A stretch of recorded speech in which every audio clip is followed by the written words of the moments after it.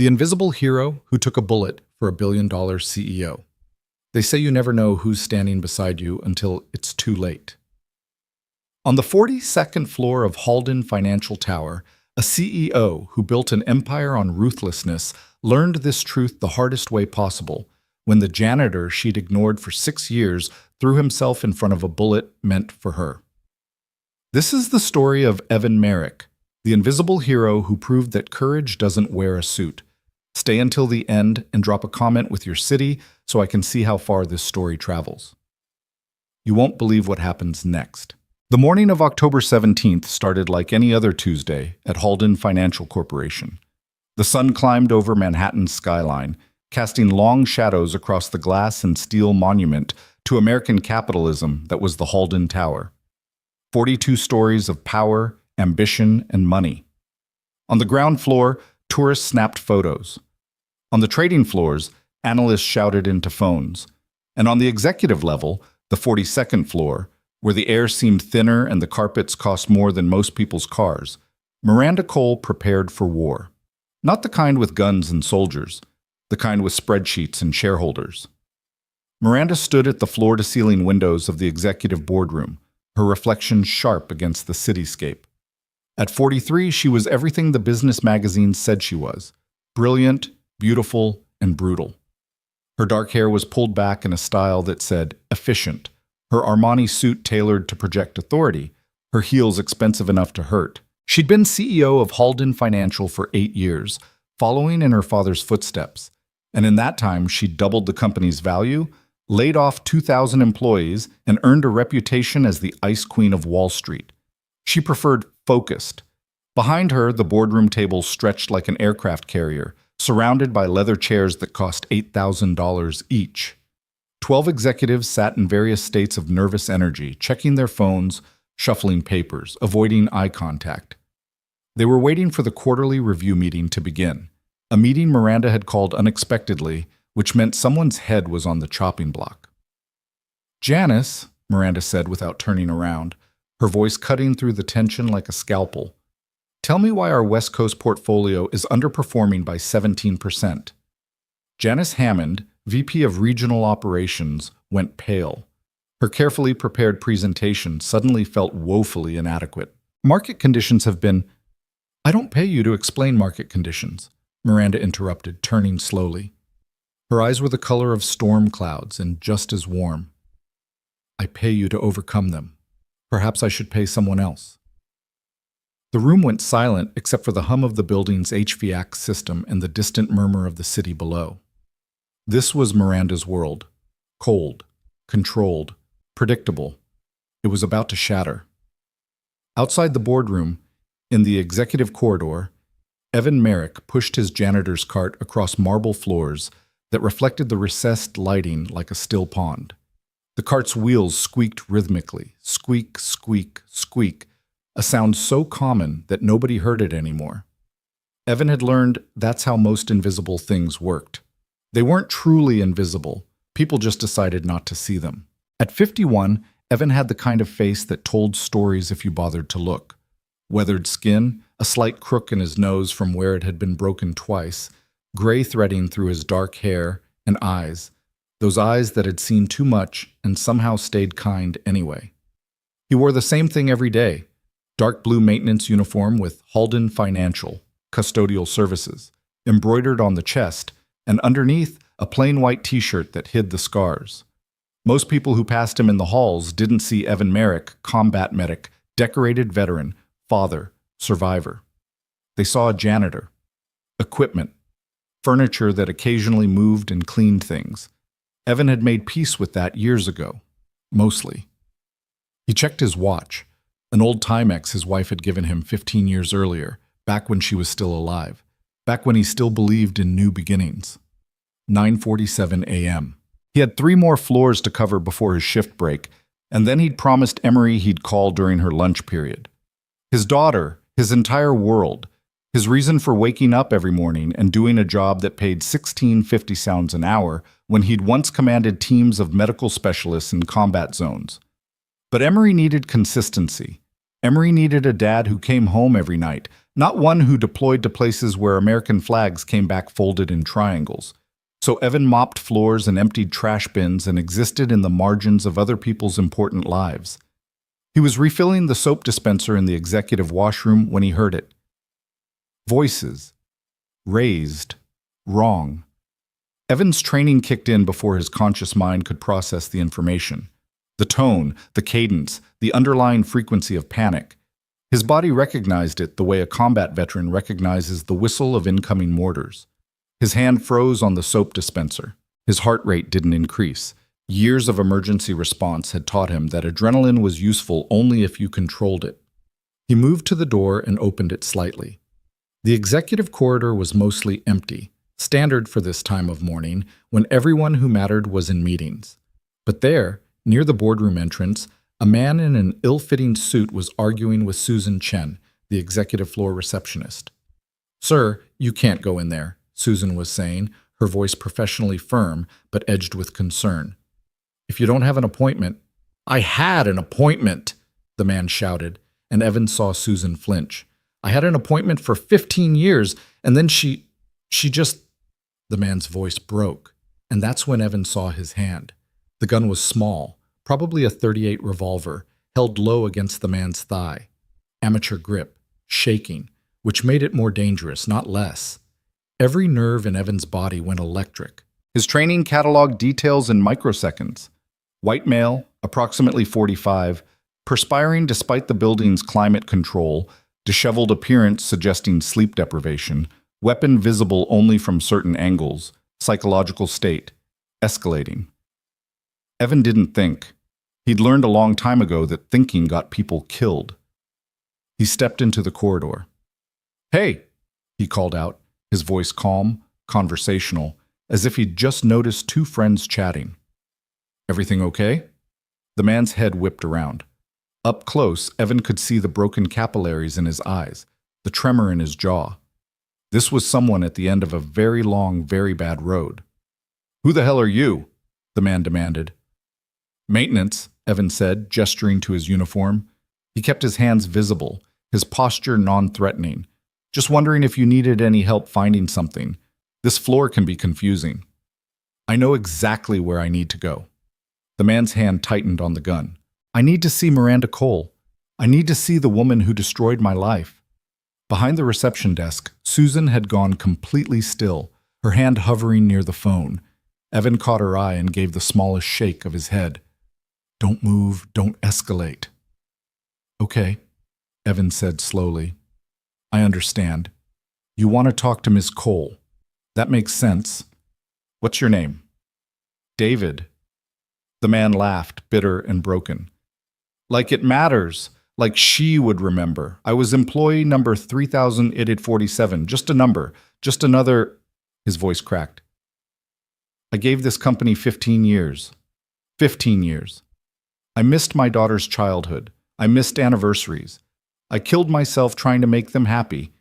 And then one day, security escorts me out with a box of my things and a severance package that didn't even cover 2 months' mortgage." Evan's heart sank. He knew this story. He'd heard versions of it 100 times in VA hospitals and support groups. When you took away a person's purpose, their identity, you created a wound that didn't show up on X-rays but bled just as real. "David," Evan said quietly, "I hear you. I understand." "No, you don't." David raised the gun slightly. "You're just a janitor. You don't know what it's like to be someone who mattered and then just—" "You're right," Evan interrupted gently. "I'm just a janitor, which means I'm exactly the kind of person who knows what it feels like to be invisible, to be the one people look through instead of at." David blinked. Some of the fury in his face flickered. "But here's the thing," Evan continued, taking one careful step forward. "You're not invisible right now. I see you, Susan sees you, and whatever you're planning to do in that boardroom, that's not going to make people see you the way you want to be seen. That's just going to make you the thing they were afraid of." "I don't care anymore," David's shout echoed through the marble corridor. "I don't care what they think. I just want her to look at me. I want her to see what she did." Inside the boardroom, Miranda was mid-sentence when she heard the shout. She stopped, frowned. "What was that?" asked Michael Torres, CFO. Before anyone could answer, the boardroom doors burst open. David stood in the doorway, gun raised, and for one terrible moment, the entire world held its breath. 12 executives froze. Janice Hammond's presentation clattered to the floor. Someone gasped. And Miranda Cole, who had built a career on never showing fear, felt ice flood her veins. "You," David said, his voice shaking as badly as the gun in his hand. His finger was on the trigger. "You took everything from me. Do you even remember my name? Do you even remember?" Miranda's mind raced. She'd authorized hundreds of terminations, maybe thousands. This man could have been any of them. David Hutchins, he said, tears streaming down his face now. 15 years? Regional accounts? I made this company millions, and you threw me away like I was nothing. Behind David, in the doorway, Evan Merrick appeared. His movements were so quiet, so controlled, that at first no one noticed him.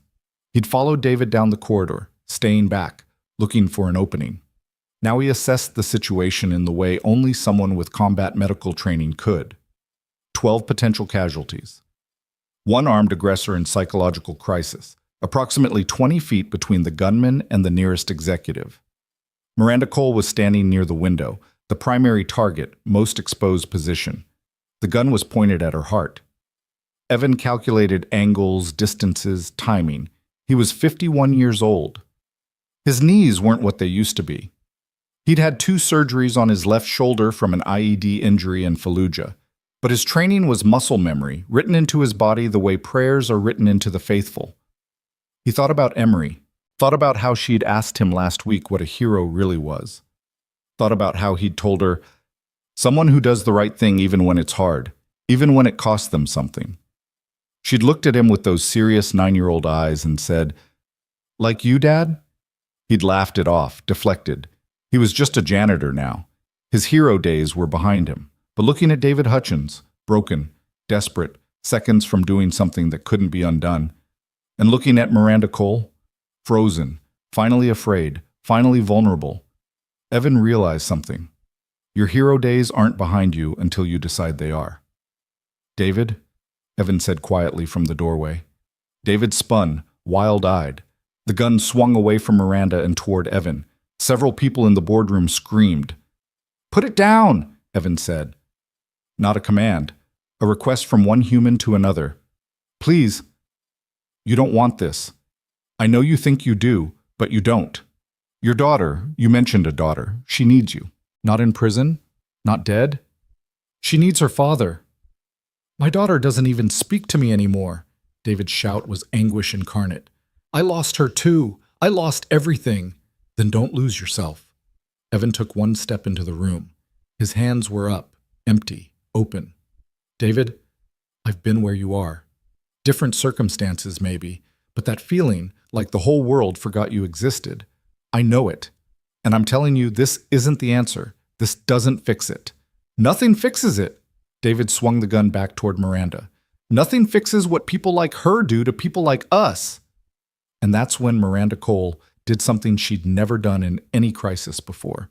She spoke from the heart. "You're right." The room went completely silent. David's hand wavered. Miranda took one small step forward. "You're right. I don't remember you. I don't remember your name or your work or your—" Her voice caught. "I don't remember your humanity, and that's my failure. Not yours, mine." David stared at her, the gun still raised but trembling now.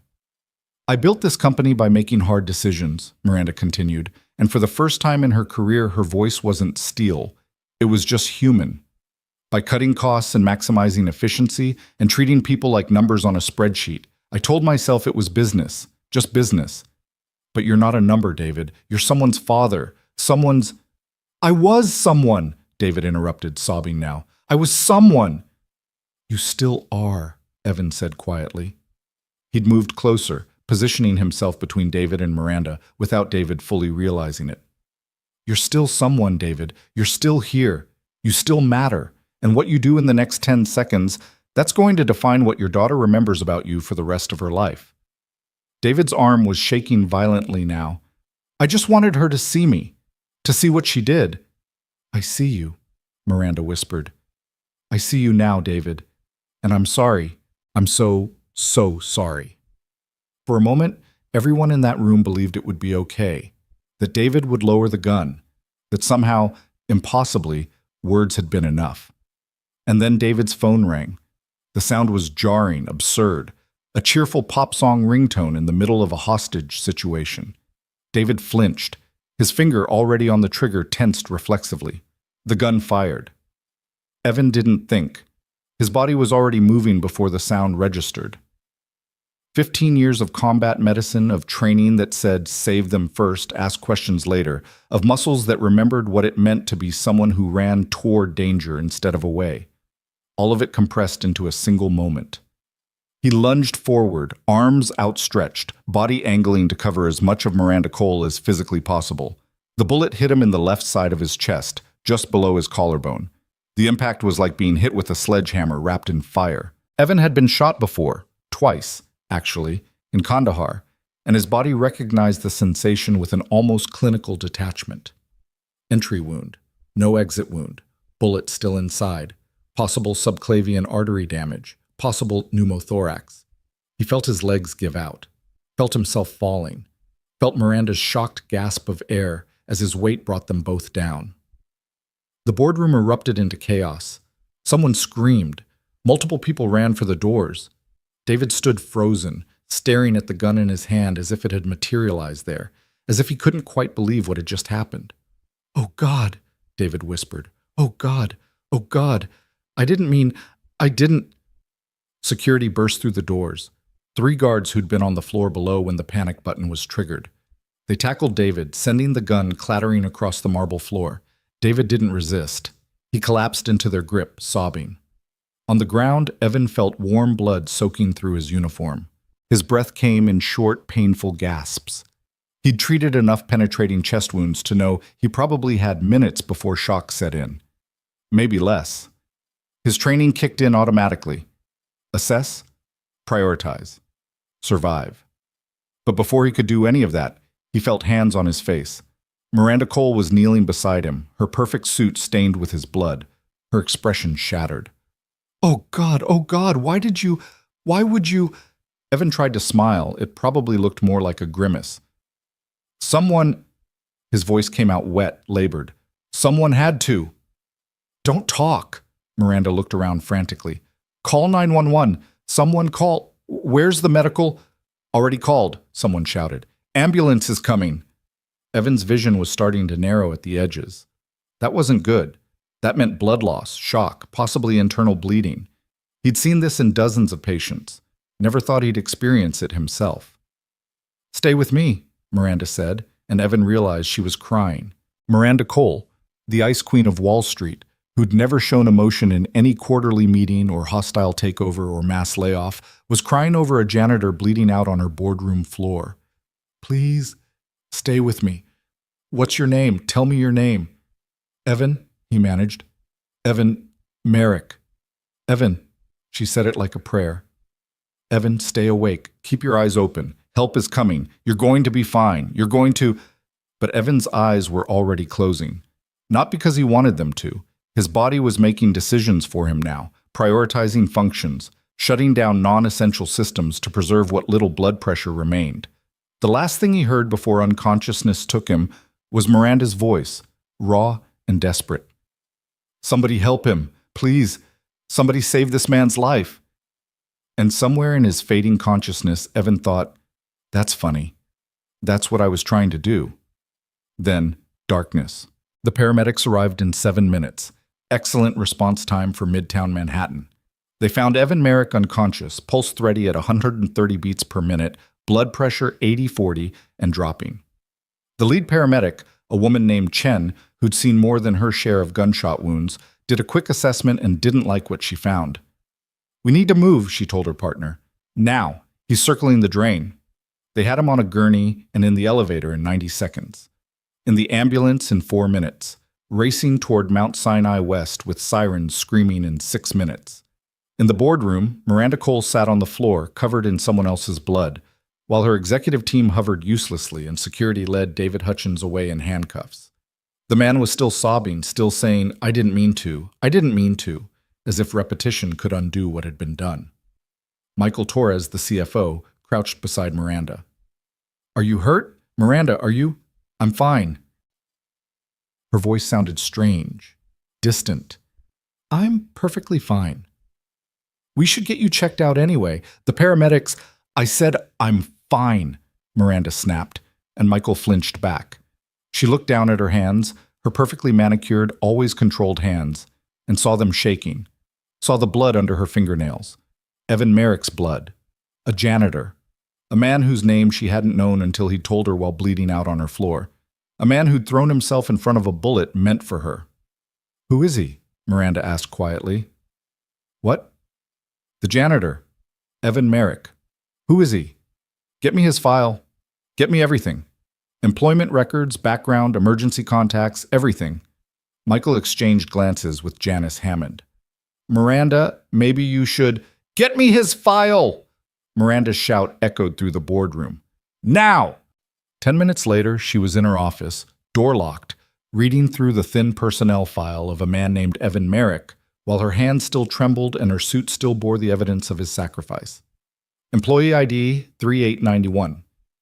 Position, Custodial Services, Executive Floor Hire. Date, June 3, 2019. Emergency contact, Emery Merrick, daughter, age 9. There was more. Previous address, basic work history, standard background check, but it was the additional notes section that made Miranda's blood freeze. Military service, U.S. Navy, 1992-2012. Rank, Chief Hospital Corpsman. Deployments, Iraq, 3. Afghanistan, 2. Commendations, Navy Cross, Purple Heart, 2. Bronze Star with Valor. And underneath that, a note from the HR manager who'd processed his application. Applicant is significantly overqualified but specifically requested custodial position due to family circumstances. Combat medic with extensive trauma experience. Recommended hire. Good for company insurance rates and veteran outreach program. Miranda read the note 3 times. Then she pulled up Google and searched Navy Cross. The Navy Cross is the second highest military decoration awarded by the Department of the Navy for extraordinary heroism in combat. She read that line 5 times. Then she opened her desk drawer, pulled out a bottle of bourbon she kept for late nights and difficult decisions, and poured 3 fingers into a crystal tumbler. Her hand was still shaking when she raised it to her lips. On the 42nd floor of Halden Financial Tower, the cleaning crew arrived to scrub blood off marble floors. The boardroom was declared a crime scene and sealed off. Employees were sent home early. The communications department drafted 3 different press releases. And Miranda Cole sat alone in her office, drinking bourbon and staring at the personnel file of a man she'd never bothered to see, wondering how you thank someone for saving your life when you'd spent years treating them like they didn't exist. At Mount Sinai West, in Operating Room 3, Evan Merrick's heart stopped twice. The trauma surgeon, Dr. Sarah Okonkwo, brought it back both times. "Come on," she muttered as she worked, her hands moving with the precision of someone who'd done this 1,000 times but never stopped caring. "Come on, hero, don't you quit on me." The bullet had done exactly what Miranda had feared, nicked the subclavian artery, collapsed his left lung, and lodged against his 4th rib. Dr. Okonkwo extracted it, repaired the artery, reinflated the lung, and closed him up with the kind of meticulous care she usually reserved for her own family members. "Is he going to make it?" a nurse asked as they wheeled him to recovery. Dr. Okonkwo stripped off her gloves. "He's strong, healthy, good cardiovascular system, probably from all those years of military training. If he makes it through the next 24 hours without complications, I'd say his chances are good. I heard what he did. Heard he saved that CEO's life. Then I guess we better make sure he lives to be properly thanked." In the ICU, Evan lay unconscious, machines breathing for him, monitors tracking every heartbeat. A nurse named Patricia, who'd worked there for 23 years and had seen every kind of patient imaginable, updated his chart and then did something she rarely did. She said a prayer. Because sometimes medicine needed a little help. And Evan Merrick, she thought, Seemed like exactly the kind of person God would want to keep around. At PS 142 in Queens, 9-year-old Emery Merrick sat in her 4th grade classroom working on a math worksheet about fractions when the school secretary appeared in the doorway and whispered something to her teacher, Mrs. Patterson. Mrs. Patterson's face went very still. She nodded. Then she walked over to Emery's desk and knelt down. "Sweetheart," she said gently, "you need to come with me." Emery looked up, suddenly afraid. "Why? Did Dad forget to sign something?" "No, honey, nothing like that. But we need to call your emergency contact." Emery's grandmother, her father's mother, Gloria Merrick, arrived at the school in 15 minutes and took Emery's small hand in her weathered one. "Grandma?" Emery's voice was very small. "Where's Dad?" Gloria Merrick was 74 years old. She'd raised 4 children, buried a husband, and watched her youngest son deploy to war zones 5 times, holding her breath each time until he came home safe. She'd thought those days of fear were over. She'd been wrong. "Your dad had an accident at work, baby," Gloria said carefully. "He's in the hospital, but he's strong, and the doctors are taking very good care of him." "What kind of accident?" Gloria looked at her granddaughter, this bright, brave little girl who'd already lost her mother to cancer and now might lose her father to violence, and did what she'd always done, told the truth. "Someone got hurt, and your dad helped them. That's what your dad does, Emery. He helps people." Emery's eyes filled with tears. "Is he going to be okay?" "I don't know yet, sweetheart. But I know he's fighting. Your dad's a fighter." In the car on the way to the hospital, Emery sat very still, clutching the backpack her father had helped her pack that morning when the world was still normal and safe. Inside the backpack was her math homework, a library book about space, and a picture she'd drawn for him, a crayon drawing of the 2 of them holding hands with "My Hero" written across the top in careful, childish letters. She wondered if she'd get to give it to him. She wondered if heroes could die from helping people. She wondered what she'd do if the answer was yes. At Mount Sinai West, Miranda Cole had to use her considerable influence just to get past the security desk. The hospital staff didn't care that she was a CEO or a billionaire. She wasn't family. She wasn't on the approved visitor list. "Ma'am, I understand your concern, but unless you're next of kin, he saved my life." Miranda's voice cracked. "He took a bullet meant for me. I need to know he's alive." The security guard looked at her, really looked at her, and saw something that transcended policy and procedure. He saw a human being who'd witnessed something traumatic and needed closure. "3rd floor ICU, but you can't see him. Family only." "I understand. Thank you." Miranda took the elevator to the 3rd floor and stood outside the ICU, looking through the glass at the rows of beds and machines and critically ill patients who represented someone's entire world. She didn't know which one was Evan Merrick. She didn't know if he was alive or dead. And she didn't know why that mattered so much to someone who'd spent years perfecting the art of not caring. A nurse came out, noticed her standing there. "Can I help you?" "Evan Merrick, the gunshot victim from Halden Financial. Is he alive?" The nurse's expression softened. "Are you family?" "No, I'm—" Miranda stopped. What was she? The woman he'd saved? The CEO he'd worked for? The person who'd never bothered to learn his name? "I'm nobody, but he's somebody, and I need to know he's okay." The nurse considered this. "He made it through surgery. He's critical but stable. That's all I can tell you." Miranda felt something release in her chest. "Thank you." She turned to leave, and then the elevator doors opened. An elderly woman stepped out, holding the hand of a small girl with dark hair and eyes exactly like Evan Merrick's. Miranda froze. The woman, Gloria, though Miranda didn't know that yet, approached the nurse's station. "I'm here to see my son, Evan Merrick. He was brought in a few hours ago with a gunshot wound." The nurse checked her computer. "You're on his emergency contact list. This must be Emery?" The little girl nodded, mute with fear. "He's in recovery," the nurse said gently. "He's not awake yet, but you can sit with him. This way." As they followed the nurse toward the ICU, Emery looked back. Her eyes met Miranda's, and in that moment, Miranda Cole understood something with perfect, painful clarity. This child might lose her father because of her company, because of her decisions. because of the culture she'd built that had broken a man so badly he'd shown up with a gun. The weight of that realization was crushing.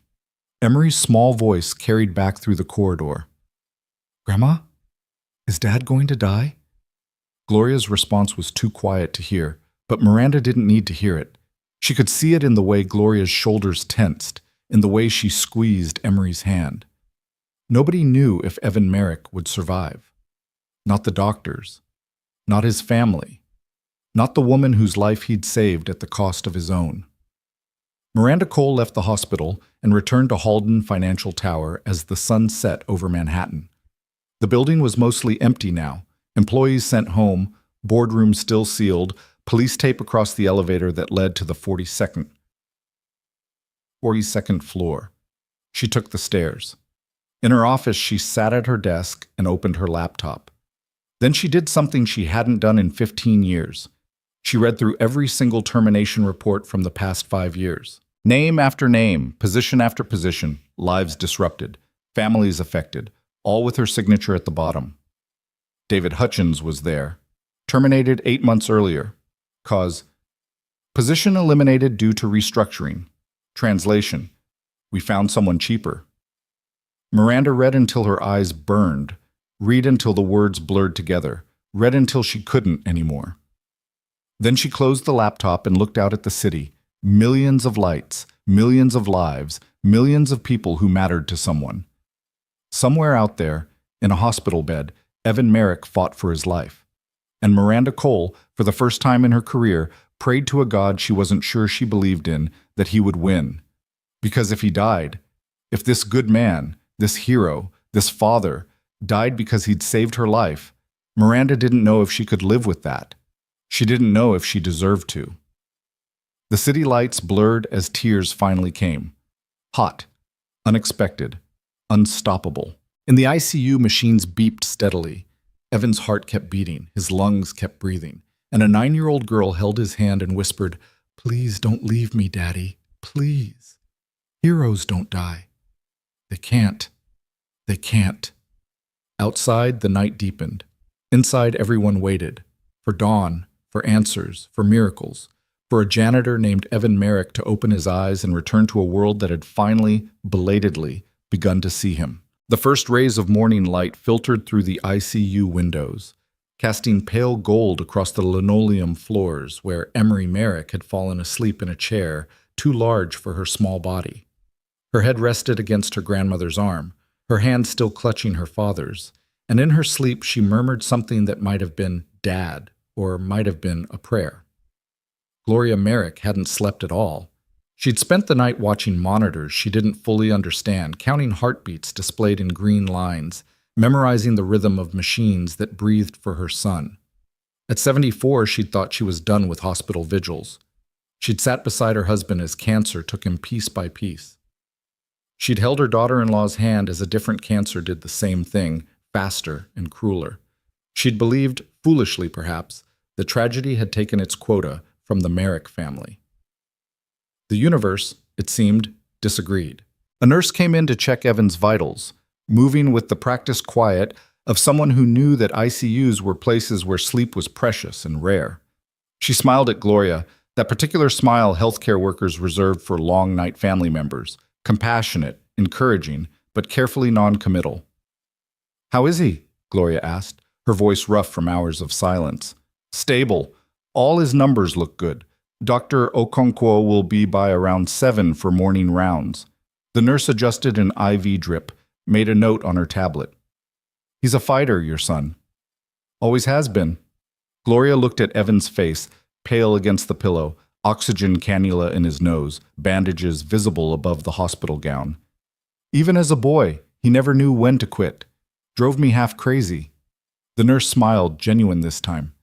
"That's what's going to get him through this. The ones who don't quit, they're the ones who wake up." After she left, Gloria allowed herself a moment of weakness. She pressed her free hand to her mouth and let the tears come, silent and hot, the kind of crying you do when you're too tired to hold anything back anymore. Emery stirred but didn't wake. Evan's heart monitor beeped its steady rhythm, and somewhere in the building, on a different floor entirely, Miranda Cole was arriving for a hospital visit that protocol said she shouldn't be making. She'd gone home around midnight, showered until the water ran cold, and discovered that no amount of soap could wash away the memory of a man's blood soaking into her clothes. She'd stood in her penthouse, $40 million of steel and glass and carefully curated art, and felt like a stranger in her own life. At 3 a.m., unable to sleep, she'd opened her laptop and started digging into Evan Merrick's background. Not the thin personnel file Halden Financial kept, but the real story. The one that existed in military records and newspaper archives and Medal of Honor citations. What she found made her physically ill. June 2005, Fallujah, Iraq. Navy Hospital Corpsman Evan Merrick ran through enemy fire to reach wounded Marines. He treated 4 men under active combat conditions, using his own body to shield them during an attack. He was shot twice. He kept working until all 4 Marines were stabilized and evacuated. The Navy Cross citation called it extraordinary heroism in the face of almost certain death. October 2009, Kandahar, Afghanistan. During a patrol ambush, Corpsman Merrick's unit took heavy casualties. He moved from position to position for 3 hours, treating wounded, directing medevac operations, and personally carrying 2 injured soldiers to safety. He received his 2nd Purple Heart and a Bronze Star with Valor device. And then, the one that made Miranda stop breathing entirely. March 2013, Linden, New Jersey. Off-duty Navy veteran Evan Merrick entered a burning chemical plant to rescue workers trapped by an explosion. He led 8 people to safety despite toxic smoke and structural instability. Local news coverage included photos. Evan, emerging from smoke, face black with soot, supporting an older man who could barely walk. The older man's name was in the caption, Gregory Cole, plant supervisor, Miranda's father. She'd been 26 years old in 2013, fresh out of Harvard Business School, working 100-hour weeks to prove herself worthy of the family business. She remembered getting the call about the explosion, remembered the panic, the drive to New Jersey, the relief when she found her father shaken but alive. He'd told her a worker pulled him out. Some Navy guy, he'd said. Hell of a thing. Didn't even know his name. Nobody had known his name. And 6 years later, when that same nameless hero had applied for a job at Halden Financial, had stood in some HR office filling out forms, had likely walked past Miranda in the hallways, had mopped the floors outside her office, not one person had connected the dots. Miranda had printed the article, brought it with her to the hospital. And now, at 6:30 a.m., she stood outside the ICU with a photograph of her father's rescuer, trying to understand how she'd become the kind of person who forgot to say thank you. A doctor emerged from the unit, Asian woman, early 40s, exhausted but alert. Her ID badge read, Dr. Sarah Okonkwo, trauma surgery. Excuse me, Miranda said. Dr. Okonkwo? The surgeon paused. Yes? I'm Miranda Cole. Evan Merrick saved my life yesterday. I need to know how he is. Dr. Okonkwo's expression shifted, became guarded. Are you family? No, but then I can't discuss his condition. HIPAA regulations. I understand. Miranda pulled out the article, hands shaking slightly. But I need you to give this to his family, his mother. I need them to know that this isn't the first time he's saved my life. Dr. Okonkwo took the printout, scanned it quickly. Her eyebrows rose. This is your father? Yes, 6 years ago. Evan pulled him out of a chemical plant fire. We never knew who he was, and then he applied to work at my company, and Miranda's voice broke. I never saw him. I walked past him for years and I never saw him. The surgeon's expression softened slightly. What do you want me to tell them? That I'm sorry, that I owe him everything, that I... Miranda stopped, realizing how inadequate words were. Just give them the article, please. Dr. Okonkwo nodded. He's stable, by the way, since you clearly won't sleep otherwise. He made it through the night, which is the biggest hurdle. If there are no complications, I expect he'll wake up sometime today. Relief flooded through Miranda so intensely she had to lean against the wall. Thank you. Don't thank me. Thank his conditioning. Most civilians wouldn't have survived that injury, but your Mr. Merrick isn't most people. Dr. Okonkwo handed back the article. You should give this to them yourself. Room 3, ICU. His mother and daughter have been here all night. I couldn't. I'm not. They don't want to see me. Maybe not. But hiding doesn't change what happened. And from what I understand about the kind of man lying in that bed, he didn't save your life so you could spend the rest of yours being a coward about it. The words hit like a slap. A necessary one. Dr. Okonkwo walked away, and Miranda stood in the corridor holding a 6-year-old newspaper article, trying to find courage she'd never needed for hostile takeovers or shareholder meetings. Courage, she was learning, had nothing to do with boardrooms. She took a breath, pushed through the ICU doors, found room 3. Through the window, she could see them, an elderly woman sitting vigil, a small girl asleep in a chair, and Evan Merrick motionless in the bed between them, connected to machines that kept him breathing. Miranda raised her hand to knock, hesitated. What do you say to people whose loved one nearly died because of your company? Because of your culture? Because you'd created a place where people broke so badly they showed up with guns?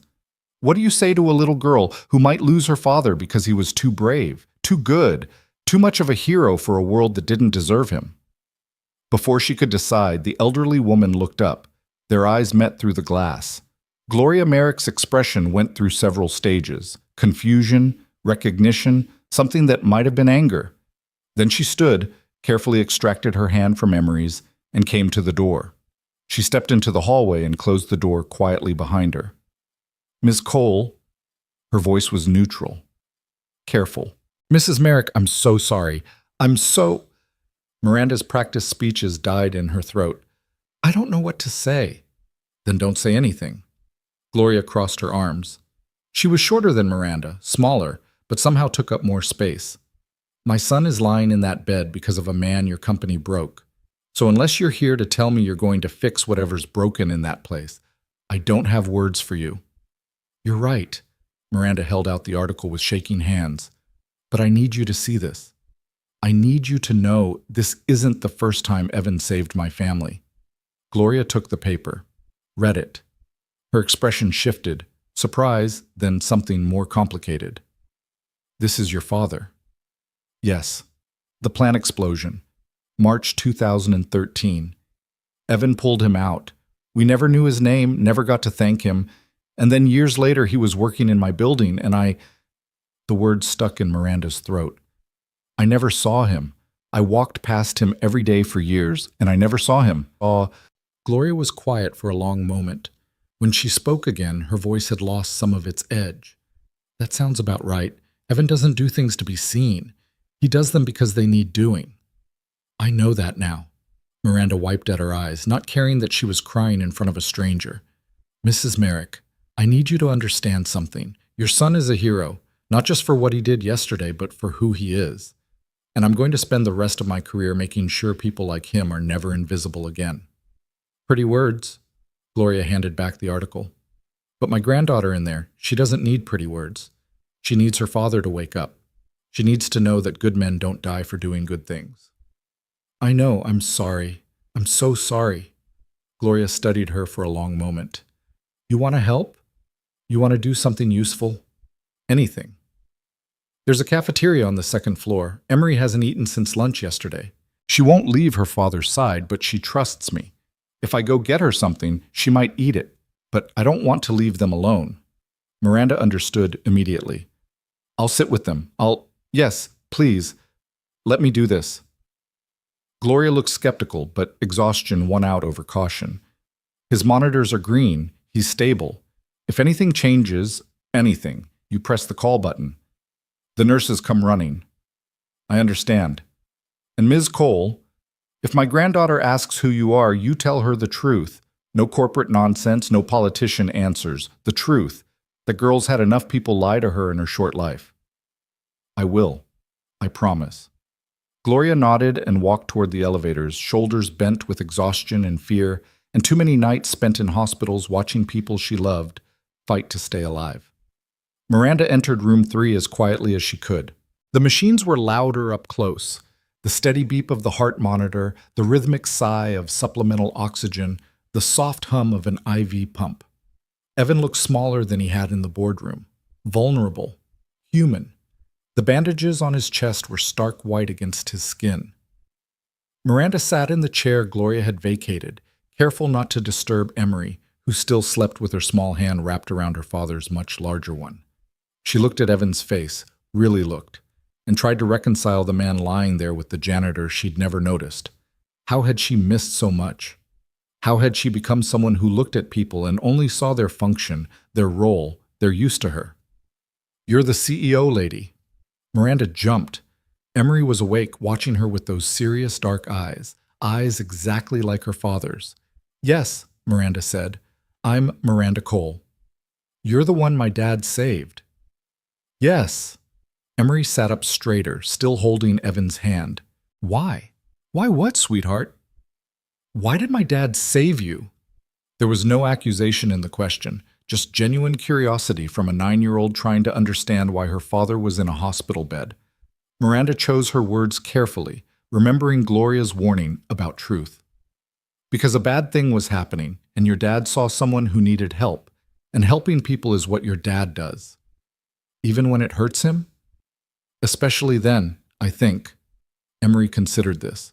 "That's what heroes do. They help people even when it's scary or hard or—" Her voice broke. "Even when they might die." Miranda felt tears burning her eyes again. "Your dad didn't die, Emery. He's right here, and he's going to be okay." "How do you know?" "Because he's the bravest person I've ever met. And brave people don't give up." Emery looked at her father, then back at Miranda. "Do you know my dad?" And here was the moment. The truth or a comfortable lie? Miranda chose truth. "No," she said quietly. "I didn't. Your dad worked in my building for years, and I never took the time to know him. I never even learned his name until yesterday, and that was wrong. That was a terrible mistake, and I'm so sorry." Emery processed this with that particular seriousness children had when adults told them difficult things. "Why didn't you know him?" "Because I wasn't paying attention. I was looking at the wrong things. I thought being successful meant being busy and important, and—" Miranda stopped, realizing she was explaining her life philosophy to a 4th grader. "I forgot that people matter more than anything else, and your dad reminded me of that." "By saving your life?" "By being willing to risk his own. Not many people would do that, Emery. Your dad is special." "I know." Emery's voice was very small. "He's my dad." They sat in silence for a moment, listening to the machines, watching Evan breathe. "Ms. Cole?" Emery said. "Yes?"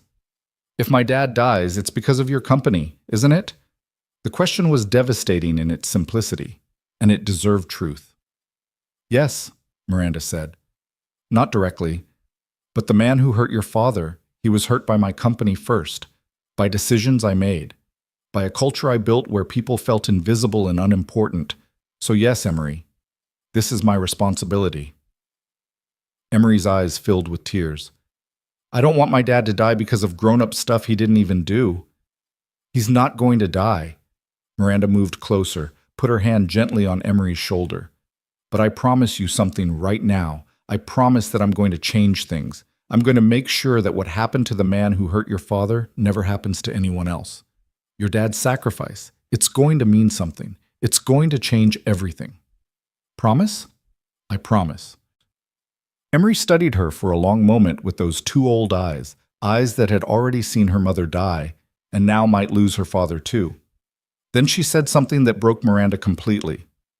"My dad told me that promises are like heroes. They're only real if you keep them." Miranda wiped her eyes. "Your dad is a very wise man." "I know. That's why I need him to wake up. I have so many questions." "Like what?" "Like why being a hero makes you bleed, and if it's worth it, and—" Emery's voice dropped to a whisper. "And how I'm supposed to be brave enough to be like him when I'm just a kid and I'm so scared." Miranda pulled Emery into a hug, this little girl she'd just met, and felt the child's tears soak into her shoulder. "Being scared doesn't mean you're not brave," she said quietly. "Being brave means being scared and doing the right thing anyway, just like your dad did." They stayed like that until Gloria returned with a bagel and orange juice that Emery picked at without enthusiasm. Gloria raised an eyebrow at Miranda but didn't say anything, just settled back into her chair and resumed her vigil. Miranda stood to leave. Thank you for letting me sit with them. Thank you for not lying to her, Gloria said. She's had enough lies. Mrs. Merrick, if there's anything you need, anything at all, please call me. Miranda pulled out a business card, wrote her personal cell on the back. Money, resources, the best doctors, anything. I owe your son everything. Gloria took the card. What we need is for him to wake up. I know. I'll go. I shouldn't be here. This is family time. She made it to the door before Evan's monitor started beeping differently. Not the steady rhythm from before. Something changing. Gloria was on her feet instantly. What's... The beeping became more insistent. Emery gasped. Daddy? A nurse rushed in, checked the monitors, and smiled. It's okay. It's good. He's waking up. Miranda froze in the doorway, watched as the nurse spoke to Evan in that particular voice healthcare workers used for emerging patients. Mr. Merrick, can you hear me? You're in the hospital. You're safe. If you can hear me, squeeze my hand. Evan's fingers twitched. Emery made a sound between a sob and a laugh. Daddy! Evan's eyes moved beneath his lids. Then, slowly, they opened. The confusion was immediate. That particular disorientation of waking up somewhere unexpected, in pain, with no memory of how you got there. His eyes swept the room, monitors, IV, bandages, his mother, his daughter, nurses. And finally, standing in the doorway, Miranda Cole. Recognition flickered in his eyes, then memory, then understanding. You're alive, he said, his voice rough from intubation and medication. Of all the things he could have said, why am I here? What happened? Am I okay? His first words were about someone else. Miranda felt something crack in her chest. So are you, she managed. Thanks to Dr. Okonkwo and thanks to you being too stubborn to die. Evan tried to smile. It came out more like a grimace. Stubborn? Yeah, that's... He looked at Emery, and his entire expression changed, softened. Hey, baby girl, why aren't you in school? Emery launched herself at the bed. Gloria caught her just in time. Careful, honey, your dad's hurt. I don't care. Emery was crying and laughing simultaneously. Daddy, you scared me so much. I'm sorry. Evan reached for her hand with his good arm. I'm okay. I'm right here. You got shot. The lady said you jumped in front of a bullet. Emery's voice rose. Why would you do that? Evan looked at his daughter, this brave little girl who'd already lost too much in her short life, and gave her the only answer that mattered. Because that's what heroes do, Em. They protect people. But what about protecting yourself? What about protecting me? The words burst out of Emery like they'd been building pressure for hours. What if you died? What if you died and I didn't have anyone? Gloria spoke gently. You'd have me, sweetheart. But I want my dad. Emery was fully crying now. I want my dad and my mom, and I want everyone to stop leaving me. The room went silent except for the machines and Emery's sobs. Evan pulled his daughter closer despite the pain it must have caused. I'm not leaving you. I'm right here, and I'm not going anywhere. Promise? Promise. But you promised that about Mom, too, and she... I know. Evan's voice broke. I know, baby, and I'm sorry. I'm so sorry, but this is different. I'm going to be okay. Look at me. I'm awake. I'm talking. In a few weeks, I'll be pestering you about homework again. Emery hiccuped a laugh through her tears. That's not funny.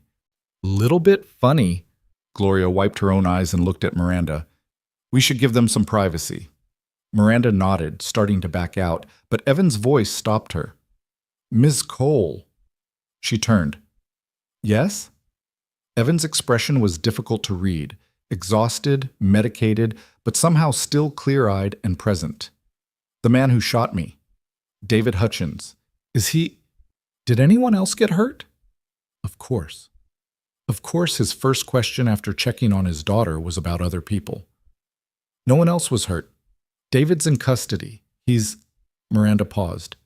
He's facing charges, but I'm working with the DA's office to get him help instead of just punishment. Mental health treatment, job placement assistance when he's ready. He was broken, Mr. Merrick. Our company broke him, and I'm going to fix that. Evan studied her for a long moment. Good. He's not a bad person, just a hurt one. Not everyone would be that generous. He shot you. Yeah, well, Evan winced, shifting slightly in the bed. Hurt people hurt people. I've seen it enough times to know that punishment doesn't heal wounds. Help does. Miranda felt tears threatening again. You're remarkable. You know that? I'm a janitor who got shot. Not that remarkable. That's where you're wrong. Miranda stepped closer to the bed. Mr. Merrick, Evan, I need to tell you something. 6 years ago, there was an explosion at a chemical plant in New Jersey. You pulled 8 people out. One of them was my father. Evan's eyes widened slightly. Cole. Gregory Cole. That was my father. Yes. Miranda pulled out the article, handed it to him. I never got to thank you.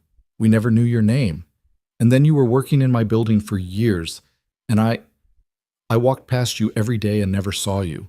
Never thanked you for saving my father's life. Never thanked you for being the kind of person who runs into burning buildings for strangers. Evan looked at the article, then back at Miranda. You don't need to thank me. Don't say you were just doing your job, Miranda interrupted. You saved my father's life, and then yesterday, you saved mine. Evan, you're a hero, a real hero, and I'm going to spend the rest of my career making sure everyone knows it. I don't want... Evan stopped, closed his eyes briefly. When he opened them again, they were serious. I don't want publicity or recognition or any of that. I just want to do my job and take care of my daughter. That's it. Your job? Gloria interjected, her voice sharp. Evan, you were shot. You nearly died. You can't just go back to mopping floors like nothing happened. It's a good job, Mom. It pays the bills. It gives Emory stability. It pays $16 an hour. Gloria's voice rose. That's not enough. It's never been enough. You're qualified for so much more, but you insist on being there for my daughter. Evan's voice was firm despite his obvious exhaustion. On having regular hours and weekends off and a life that doesn't involve deployments or trauma or... He stopped, looked at Emory.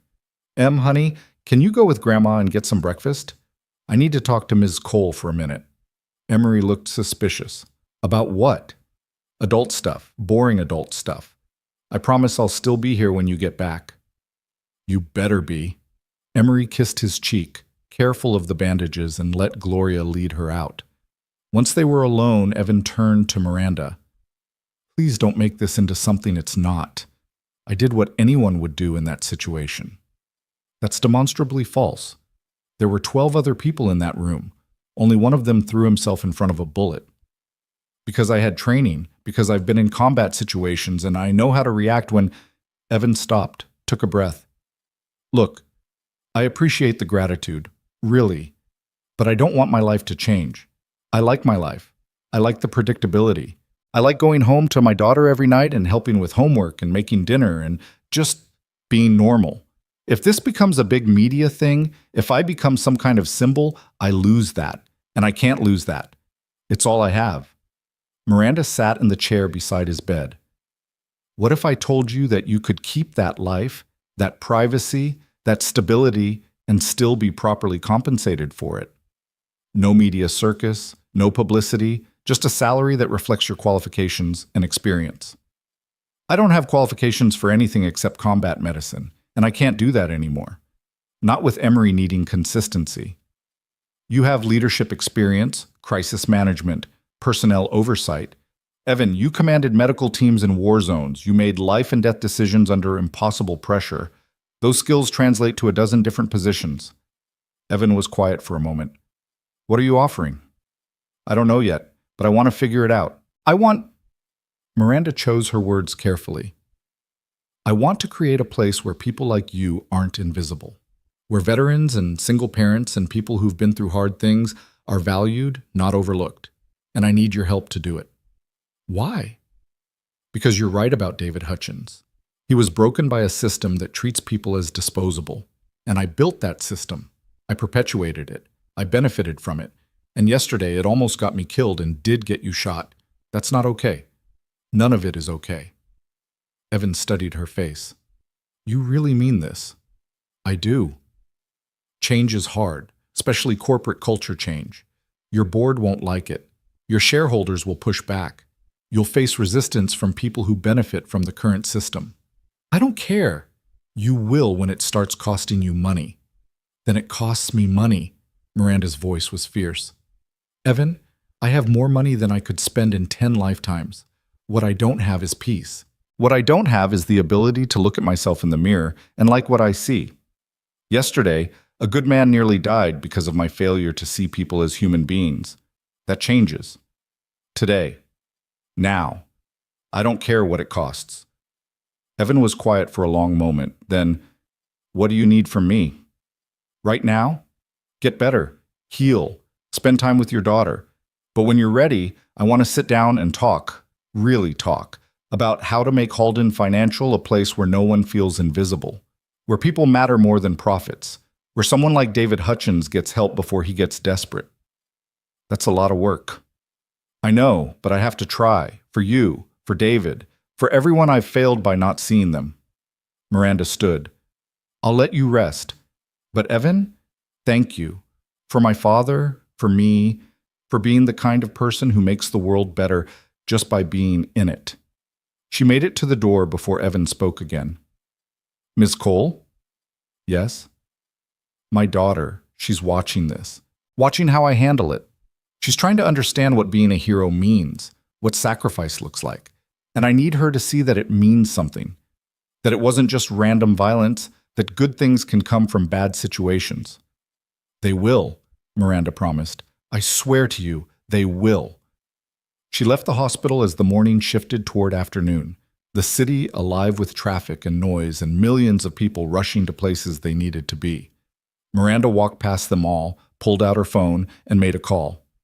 This is Miranda Cole. I need to schedule an emergency board meeting for tomorrow morning. No, it can't wait. Tell them, she paused. Tell them everything is about to change. The boardroom on the 42nd floor had been cleaned, the blood scrubbed from marble floors that now gleamed under recessed lighting as if nothing had happened.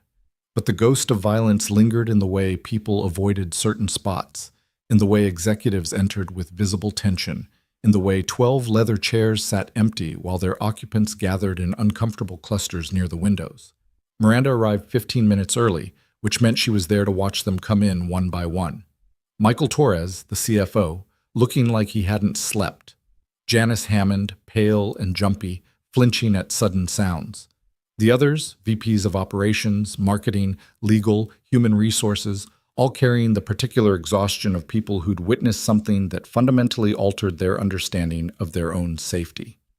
Robert Chen, the chairman of the board and her father's oldest friend, was already seated at the head of the table.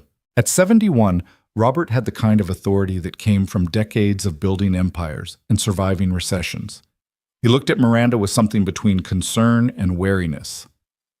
Miranda, he said as she took her seat, are you sure you're ready for this? No one would fault you for taking time after. I'm fine, Robert. Miranda set down her tablet with deliberate care. And we need to have this conversation now, not later. The board is concerned about optics, about liability, about profits, Miranda finished. I know, but today we're going to talk about people. Robert's expression shifted. Miranda. The rest of the board members took their seats, and Miranda waited until everyone was settled before she stood. She'd prepared remarks, bullet points, a careful presentation designed to guide them toward her conclusions. But standing there, looking at these people who'd witnessed a man nearly die because someone else had been broken by their policies, she abandoned all of it. 3 days ago, she began, her voice steady, a janitor named Evan Merrick saved my life by throwing himself in front of a bullet. He's currently in Mount Sinai West, recovering from surgery that removed that bullet from his chest. He has a 9-year-old daughter who spent the night terrified she'd lose her father the same way she lost her mother to cancer 2 years ago. And he did this, risked everything, for a woman who walked past him every day for 6 years without learning his name. The room was absolutely silent. But here's what I learned in the hospital, Miranda continued. Evan Merrick isn't just a janitor. He's a decorated Navy combat medic, Navy Cross, 2 Purple Hearts, Bronze Star with Valor. He saved lives in Fallujah and Kandahar, and she pulled out the article, held it up. And in March 2013, at a chemical plant in New Jersey, where he pulled 8 people from a burning building, One of those people was my father. Robert went pale. What? My father, the man who built this company, who taught me everything about business and nothing about seeing people as human beings. Evan Merrick saved his life 6 years ago, and we never knew, never thanked him. And when he applied to work here, looking for stability to raise his daughter, we gave him a mop and $16 an hour and made him invisible. Miranda, where is this going? Michael asked carefully. It's going exactly where you're afraid it's going. Miranda looked at each of them in turn. David Hutchins, the man who brought a gun into this boardroom, worked for this company for 15 years. 15 years of missed birthdays and sacrificed weekends and killing himself to meet quotas. And then we terminated him with a severance package that didn't cover 2 months of mortgage. We broke him. And when broken people have nothing left to lose, they do desperate things. That's not our responsibility, one of the VPs said. We can't be held accountable for every employee's, can't we? Miranda's voice cut across the room. We create the culture. We set the policies. We decide how people are treated, what they're paid, how they're valued. We built a machine that treats human beings as interchangeable parts. And then we act surprised when one of those parts breaks badly enough to hurt people. That ends today. Robert leaned forward. Miranda, I understand you're traumatized. What you went through was, don't patronize me, Robert. The steel in her voice was familiar, but the emotion beneath it was new. I'm not traumatized. I'm awake. For the first time in my career, I'm actually seeing clearly, and what I see is a company that's lost its soul, if it ever had one. Careful, Robert warned. This company is your father's legacy. My father's legacy is being kept alive by a man he doesn't even remember. A man who's lying in a hospital bed right now because our culture created a monster. Miranda pulled up a presentation on the screen, not the one she'd planned, but one she'd built at 4 a.m. in her penthouse. This is David Hutchins' employment record, exemplary performance reviews, consistent overtime, never missed a deadline, and then she clicked to the next slide. Market downturn, restructuring. His entire department eliminated to boost quarterly earnings by 3%. 3%. The numbers hung in the air, damning in their smallness.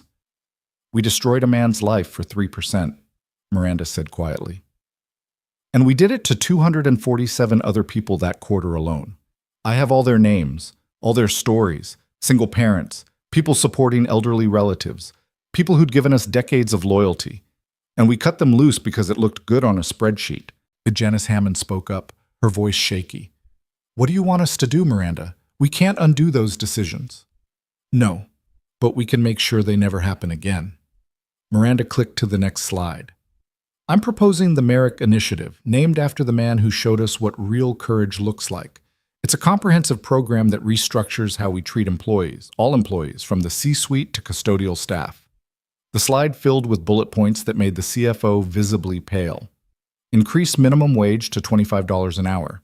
Expanded mental health benefits.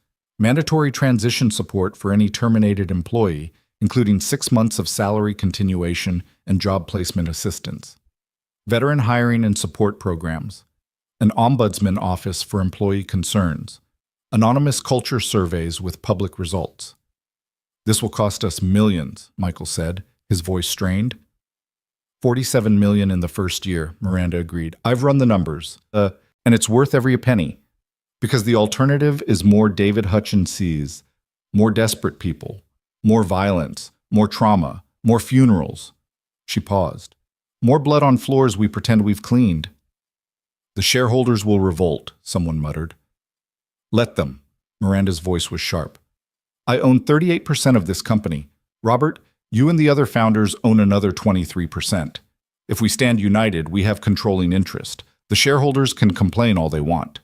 Robert was studying her with an expression she couldn't quite read.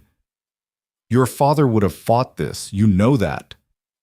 My father was saved by Evan Merrick and didn't bother to learn his name. Maybe he was wrong about more than just that. The words felt like treason and truth simultaneously. Robert, you were at the plant that day. You were one of the 8 people Evan pulled out. Don't you think we owe him better than this? Robert's face went through several emotions. Then he closed his eyes briefly. I remember the smoke. Remember someone grabbing my arm, pulling me through fire. I couldn't see his face, could barely breathe, but he kept saying, stay with me, and his voice cracked. I never knew who he was, never thought to find out, just was grateful to be alive. That's what I thought too, Miranda said softly, until I realized gratitude without action is just guilt in disguise. The room fell silent for a long moment. Then Robert straightened his shoulders and looked at the rest of the board. I'm voting yes on the Merrick Initiative, all of it. Who's with me? One by one, hands rose. Some enthusiastic, some reluctant, but rising nonetheless. Michael Torres was the last. This is going to change everything, he said. Good, Miranda replied. That's exactly the point. The meeting lasted another 3 hours as they hammered out details, debated implementation timelines, and drafted communication strategies. But the core decision was made. Halden Financial Corporation was going to change, whether it wanted to or not. As people filed out, Robert approached Miranda. Your father would be proud, even if he'd fight every word of it. You think so? I know so. Because the man I knew, before the empire, before the money, he cared about people. Somewhere along the way, we all forgot that. Maybe it takes almost dying to remember. Robert paused. Have you told Mr. Merrick about this? Not yet. He needs to heal first, but when he's ready, I want him involved in building this program. He understands what people need in a way I never will. Smart. Robert headed for the door, then stopped. Miranda? Thank you for having the courage to do this. After he left, Miranda stood alone in the boardroom where she'd nearly died, where Evan Merrick had sacrificed himself for a stranger, where everything had changed in the span of a heartbeat. She pulled out her phone and called the hospital. Mount Sinai West, ICU. This is Miranda Cole. I'm calling to check on Evan Merrick's condition. Are you family? No, but then I can't release information. Hospital policy. Miranda closed her eyes. Can you just tell him? Tell him it worked. Tell him his sacrifice mattered. Tell him things are going to change. There was a pause. Then the nurse said more gently, I'll make sure he gets the message. At the hospital, Evan was awake and arguing with his mother about soup. I don't want soup, Mom. I want real food. The doctor said clear liquids for another day. Soup is clear liquid. This is broth with 3 noodles. That's not soup. That's an insult to soup. Gloria Merrick smiled despite herself. If her son was complaining about food, he was going to be fine. Eat your insult soup and be grateful you're alive to complain about it. Emery was curled up in the chair doing homework, or pretending to do homework while actually just watching her father breathe, as if she needed constant confirmation that he was real and present and not leaving her. She'd barely left his side in 3 days, sleeping in the hospital chair, eating cafeteria food, refusing to go home even when Gloria begged her to rest properly. Evan said gently, you need to go to school tomorrow. You're missing too much. I don't care about school. Yes, you do. You love school, and your teachers are going to think I'm raising a delinquent if you keep skipping. I can't leave you. What if... Emery's voice dropped. What if something happens and I'm not here? Evan held out his hand and she took it immediately. Nothing's going to happen. Look at me. I'm bored. I'm arguing about soup. I'm so okay that the nurses are probably going to kick me out soon just to get rid of me. Dr. Okonkwo said minimum 5 days, Gloria interjected. And that's if there are no complications. See? 5 days. I'm not going anywhere. Evan squeezed Emery's hand. But you need routine. You need normal. That's important. Nothing feels normal anymore. The simple honesty of it broke something in Evan's chest. He pulled her closer, careful of his IV and bandages and various medical attachments. I know, baby. I know. But that's how we get through hard things. We do the normal stuff even when it feels impossible. We get up, we go to school, we do our homework, we eat dinner. And slowly, day by day, normal becomes real again. Is that what you did? After Mom died? The question hung in the air. Gloria looked away, her own eyes wet. Yeah, Evan said quietly. That's what I did. Some days I didn't think I could, didn't want to. But then I'd look at you and think, she needs breakfast, she needs her lunch packed, she needs someone to braid her hair, and I'd do those things. And eventually, doing those things didn't hurt quite as much. Does it still hurt? Every day. But it's a different kind of hurt now. Not the sharp kind that makes you want to stop breathing, more like an ache, like a scar that reminds you someone was there and mattered. Emery was quiet for a moment. I don't want a scar from you. You won't have one. I'm not going anywhere, Em. I promise. You can't promise that.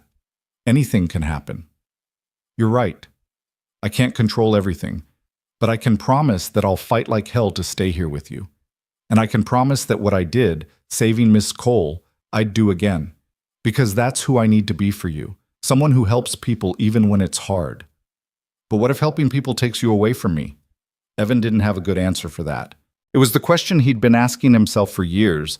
How do you be the person who runs toward danger when you have someone who needs you to run home instead? Before he could respond, there was a knock on the door. A nurse poked her head in. Mr. Merrick, there's a message for you from a Miranda Cole. Evan's heart rate picked up slightly. The monitor beeped faster. What's the message? He asked. The nurse smiled. She said to tell you it worked. Your sacrifice mattered. Things are going to change. She sounded pretty emotional about it. After the nurse left, Gloria looked at her son. What does that mean? It means maybe good things can come from bad situations after all. Evan settled back against his pillows, suddenly exhausted. Or it means I'm getting fired for making the company look bad. One or the other. You're not getting fired, Gloria said firmly. That woman looked at you like you'd hung the moon. Whatever she's planning, it's not firing you. Maybe she's planning to give you a medal, Emery suggested. That would be cool. Then I could bring it to show and tell. I don't want a medal, Em. What do you want? It was such a simple question. What do you want?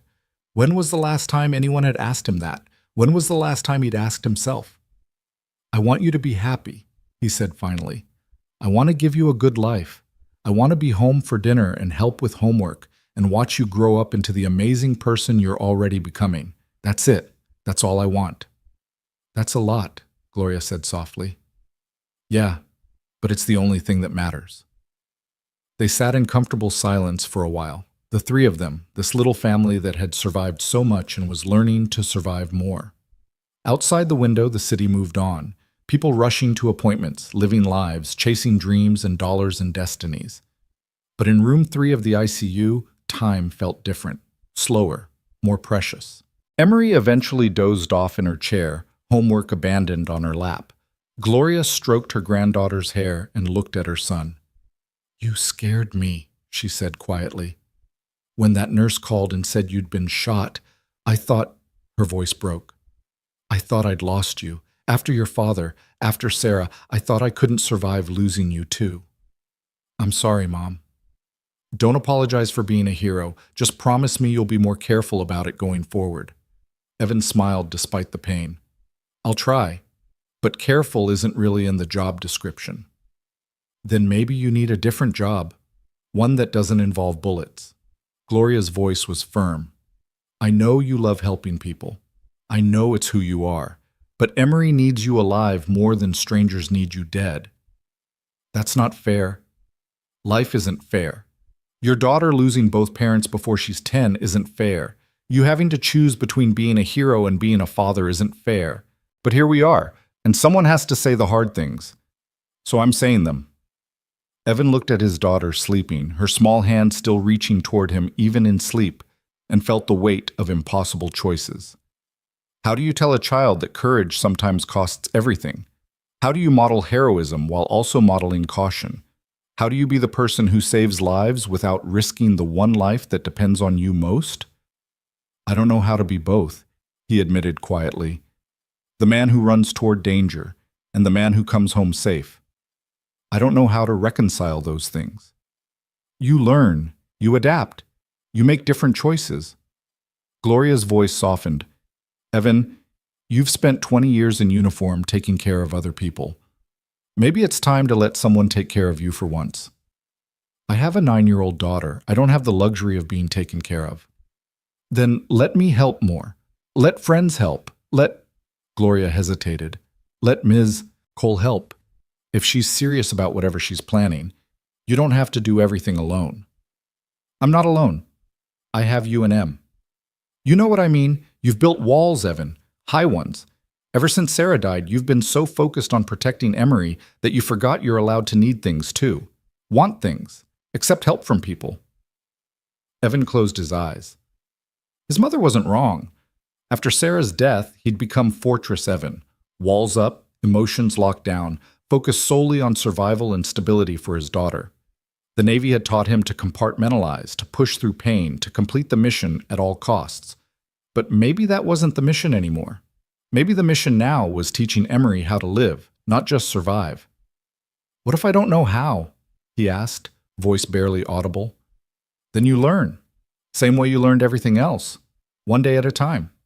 The conversation was interrupted by Dr. Okonkwo making evening rounds. She examined Evan with efficient thoroughness, checking bandages, listening to his breathing, asking about pain levels and mobility. You're healing well, she announced. Better than expected, actually. That combat conditioning is doing you favors. If you continue at this rate, we might discharge you in 4 days instead of 5. Can I go home today? Evan asked hopefully. Absolutely not. You were shot in the chest 3 days ago. The bullet nicked a major artery. You coded twice on my table. You're staying until I'm sure you won't die the minute you leave my care. Fair point, Dr. Okonkwo smiled. Besides, you're something of a celebrity around here. The nurses are fighting over who gets to take care of the hero janitor. You've inspired an entire hospital. I'm not a hero. I just did what needed doing. That's exactly what makes you a hero, Mr. Merrick. Real heroes never think they're heroes. They just think they're doing their job. She made notes on her tablet. That Ms. Cole has called 4 times today, checking on you. She's persistent. She feels guilty. She should. But I think it's more than guilt. I've seen a lot of people in this hospital after traumatic events. Most of them process it and move on. She's processing it and trying to change the world.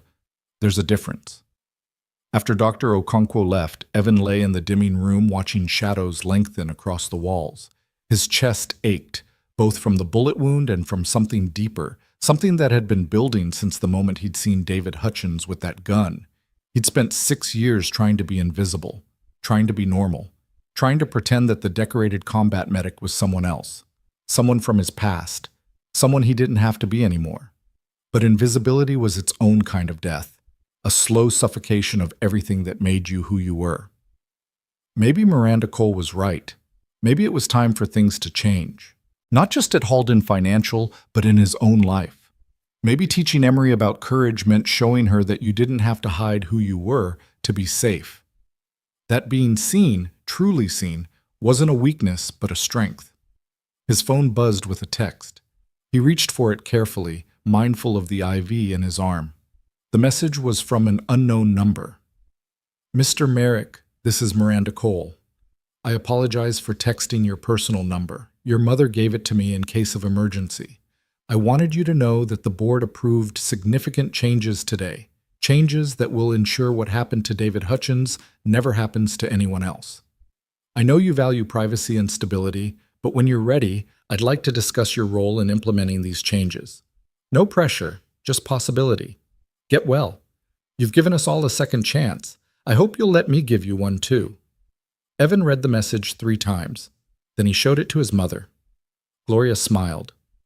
Told you. That woman's planning something big. I don't want big. I want small and safe and predictable. Maybe. But maybe you also want to matter, to be seen, to use all that training and experience for something more than mopping floors. There's honor in mopping floors. There is. But there's also honor in being who you actually are instead of who you think you need to be. Evan looked at Emery still sleeping, still reaching for him. What kind of example was he setting? What lessons was she learning from his choices? He thought about the morning of the shooting when she'd asked him what a hero was. He'd deflected, minimized, made it abstract. But she deserved better than deflection. She deserved to see what real courage looked like. Not just running toward danger, but running toward truth, toward authenticity, toward becoming the fullest version of yourself even when it scared you. I'll think about it, he told his mother. That's all I ask. But as night settled over the hospital and the city beyond, Evan Merrick found himself doing more than thinking. He was remembering what it felt like to be someone who mattered, someone who made a difference, someone who was seen. And for the first time in 6 years, he wondered if maybe, just maybe, being invisible wasn't the only way to be safe. Maybe being seen, truly seen, was the bravest thing of all. Evan was discharged on a Tuesday morning, exactly 5 days after the shooting. Dr. Okonkwo signed the paperwork with a warning that sounded more like a threat wrapped in medical terminology. You push yourself too hard, those stitches open up, and you're back here getting an infection that makes a bullet wound look pleasant.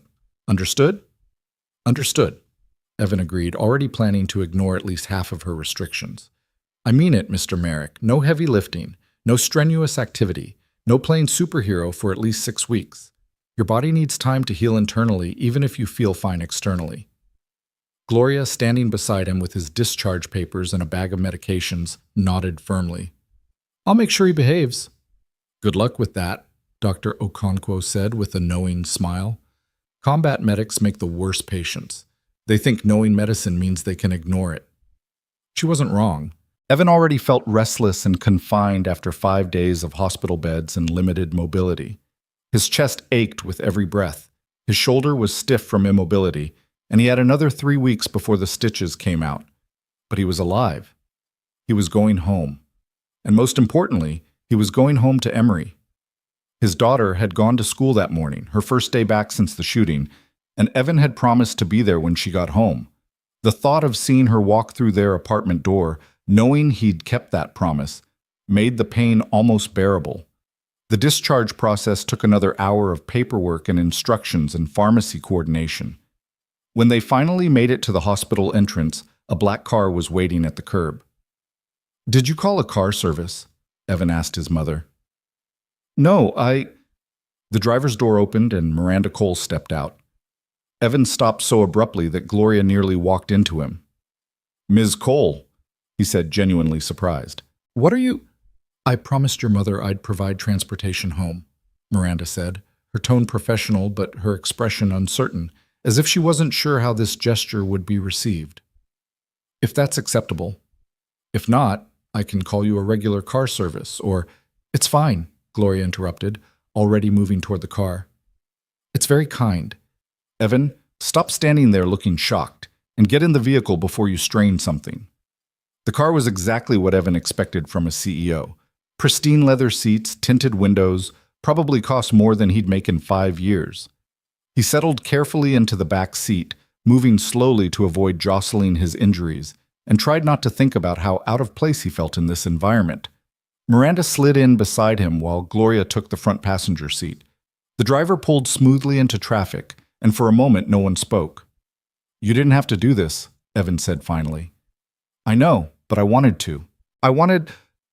Miranda paused, choosing words carefully. I wanted to talk to you. About what happened at the board meeting, about what comes next.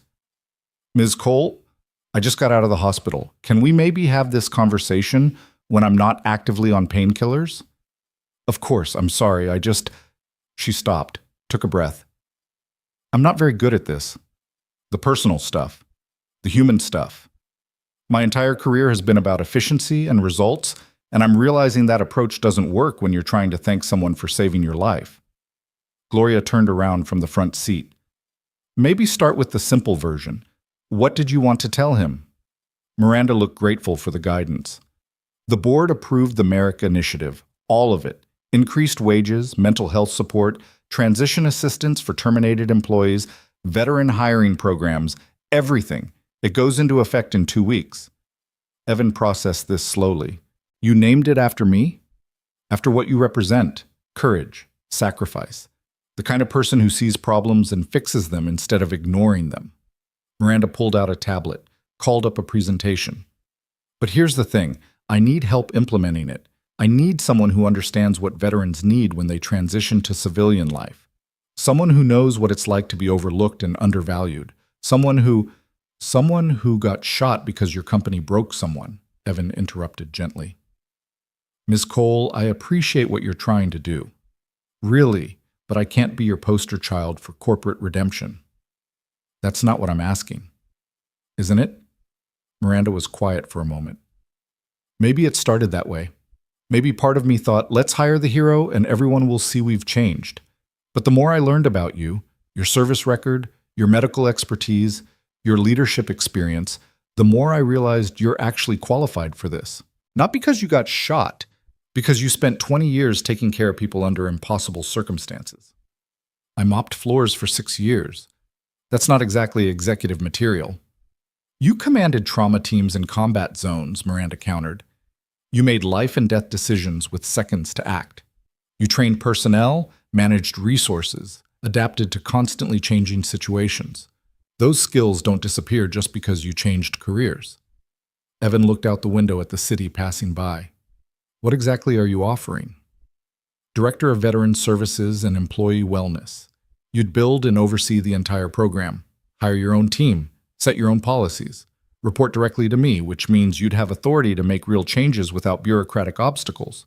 Starting salary is $175,000, full benefits, flexible schedule, so you can still be there for Emory. The number hit Evan like a second bullet. $175,000. That was more than 10 times what he'd been making as a janitor.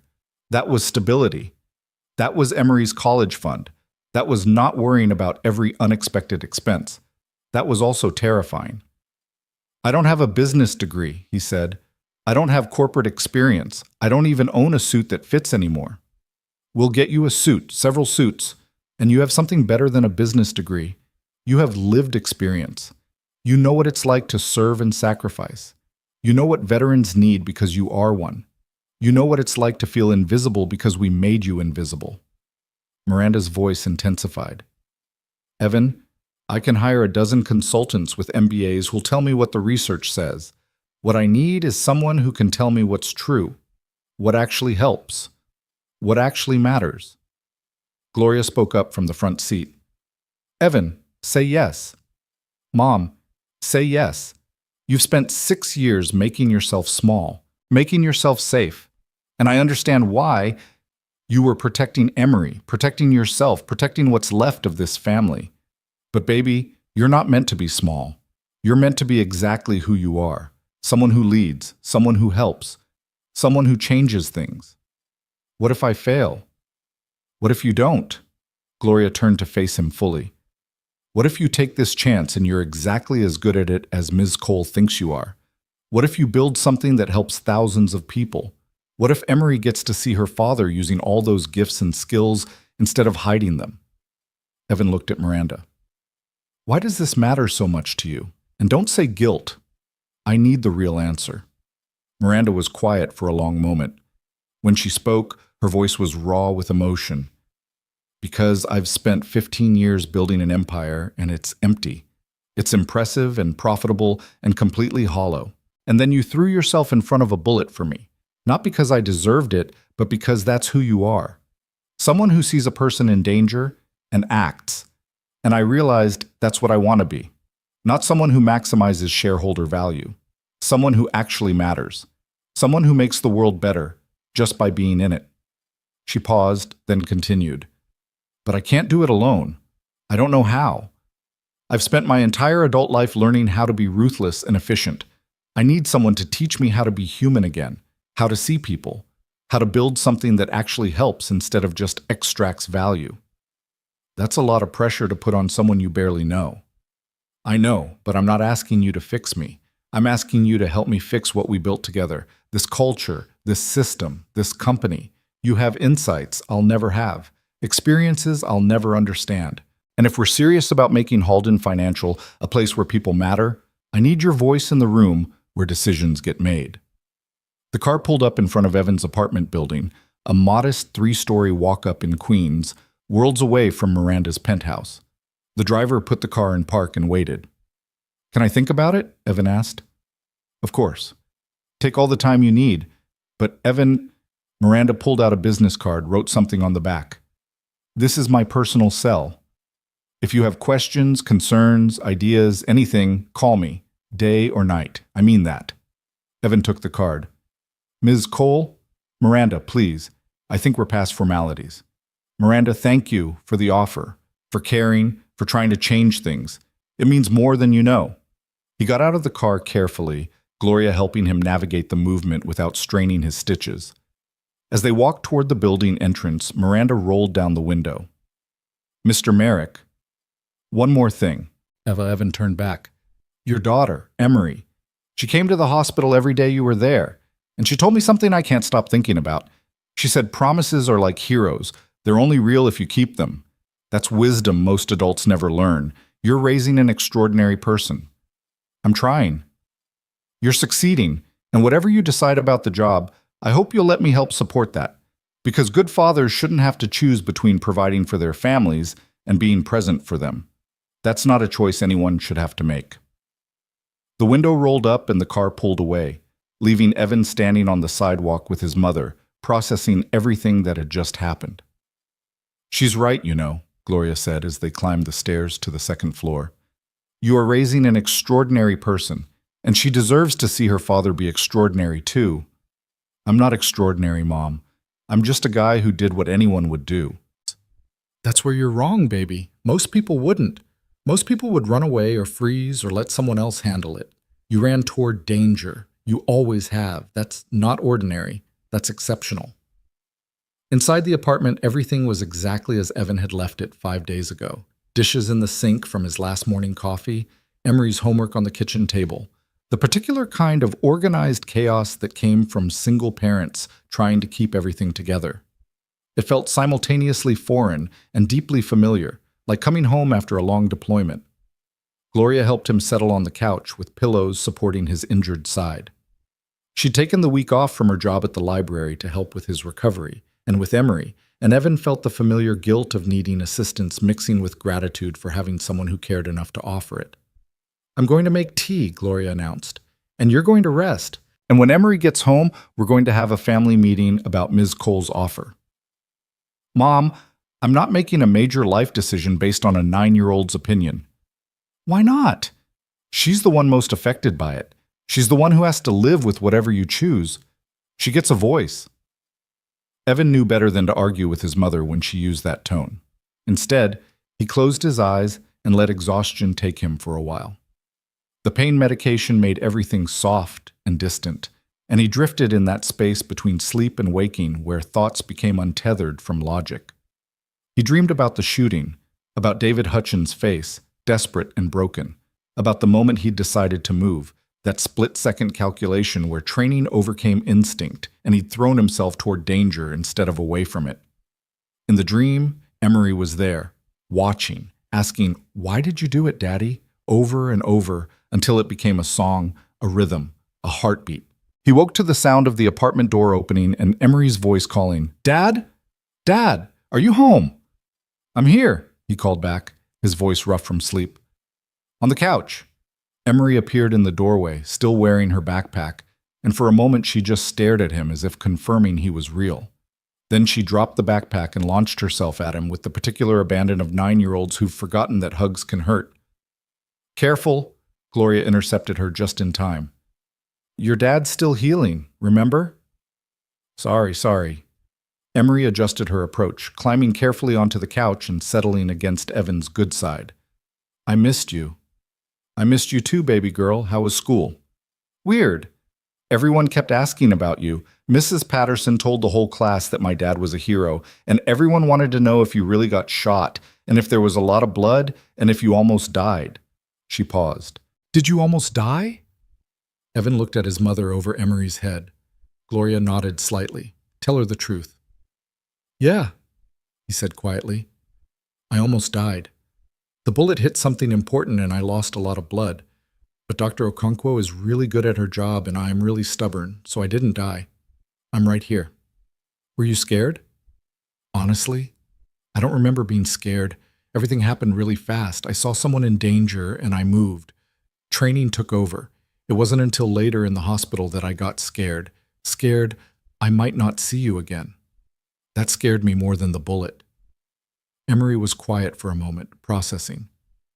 "Mrs. Patterson said heroes are brave, but you just said you were scared. Being brave doesn't mean not being scared. It means being scared and doing the right thing anyway. That's what Ms. Cole said too, at the hospital. Evan raised his eyebrows. You talked to Miss Cole? She sat with us when Grandma went to get food. She was nice. Not like how I thought a CEO would be. She cried about you getting shot. She feels guilty. I think it's more than that. Emery looked up at him with those two wise eyes. I think she really saw you, Dad. Like, really saw you for the first time. And she realized she'd been looking through you for years, and that made her sad.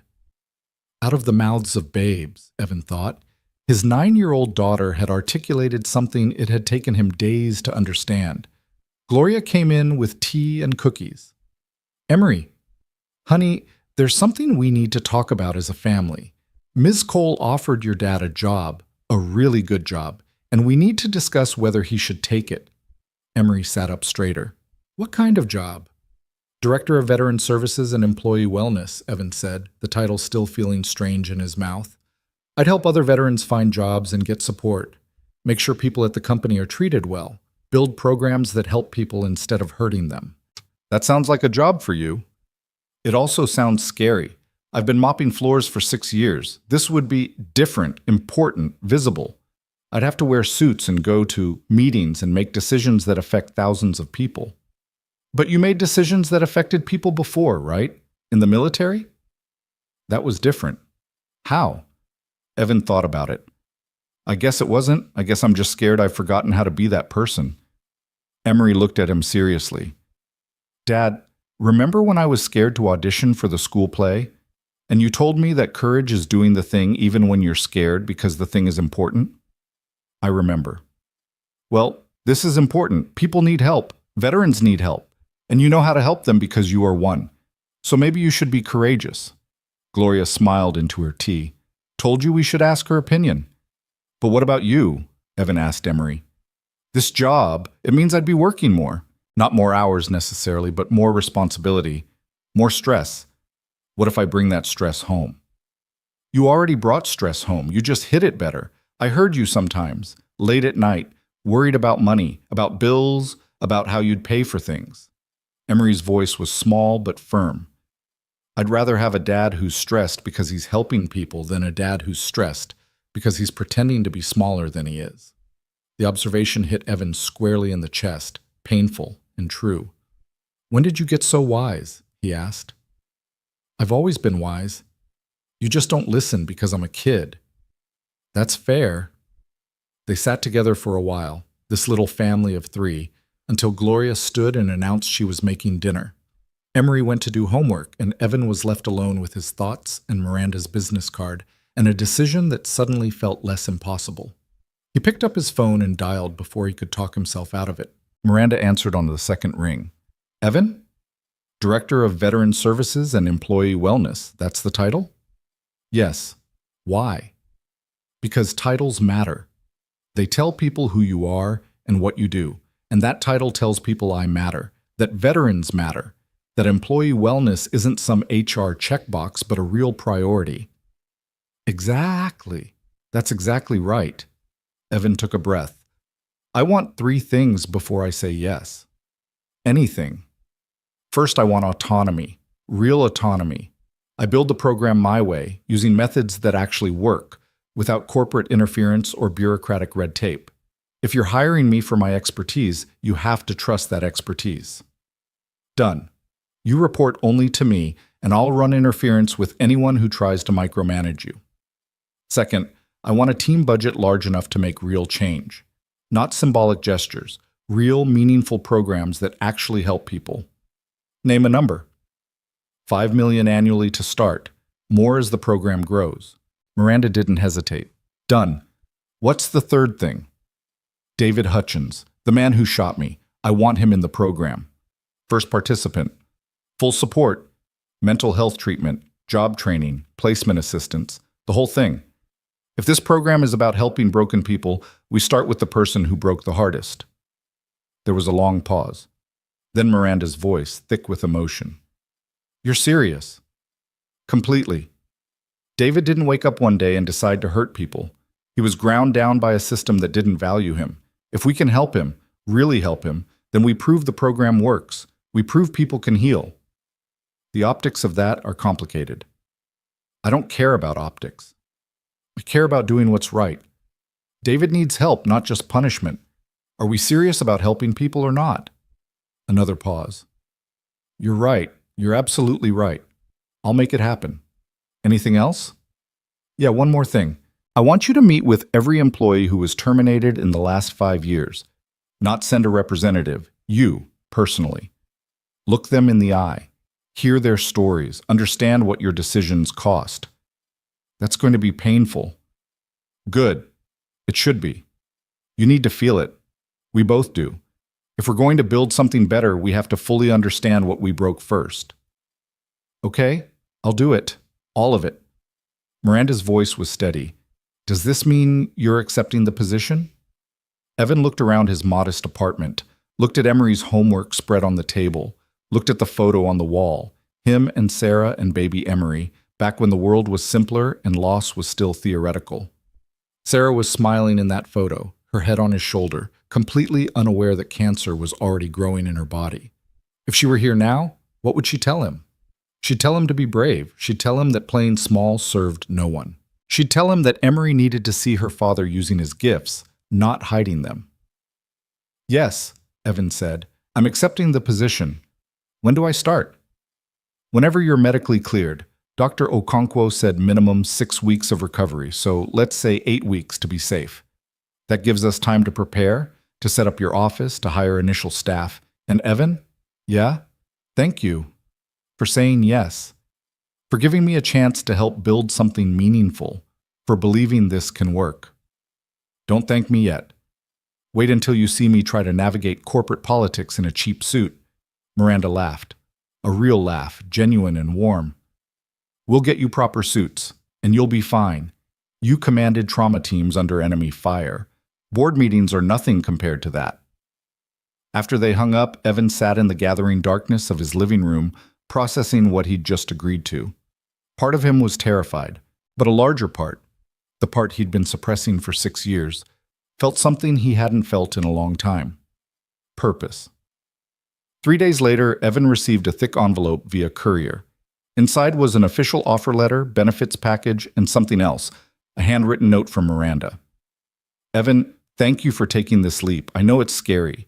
I know you're stepping into uncertain territory, but I believe in you, and more importantly, I believe in what we can build together. Enclosed is the first installment of a college fund for Emery.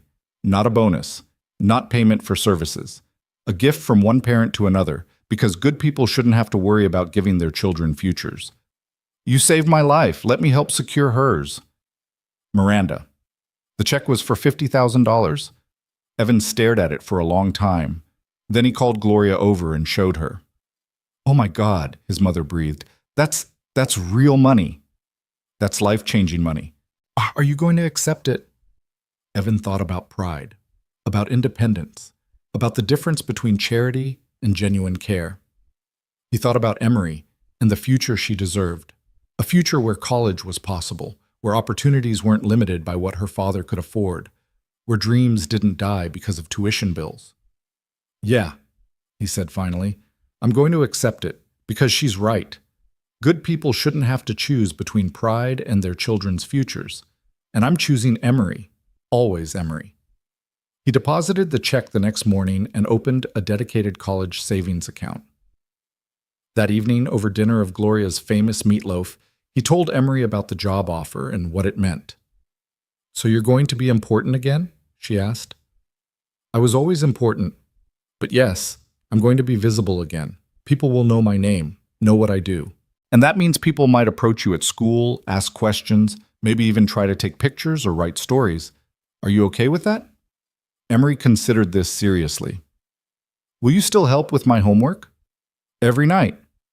Will you still make pancakes on Sundays? Every Sunday. Then I'm okay with it, as long as you don't stop being my dad and become just some important person I don't know. Evan reached across the table and took her hand. That will never happen, I promise. You're my priority. Always. Everything else comes second. Okay then, you should take the job. And Dad? Yeah? I'm proud of you for being brave enough to be you again. The words broke something open in Evan's chest, something that had been locked tight since Sarah's death. since his decision to become invisible, since he'd started believing that safety meant smallness. He pulled Emery into a hug and let himself believe, just for a moment, that maybe she was right. Maybe being brave enough to be yourself was the ultimate act of heroism. Maybe the shot that changed everything hadn't just saved Miranda Cole's life.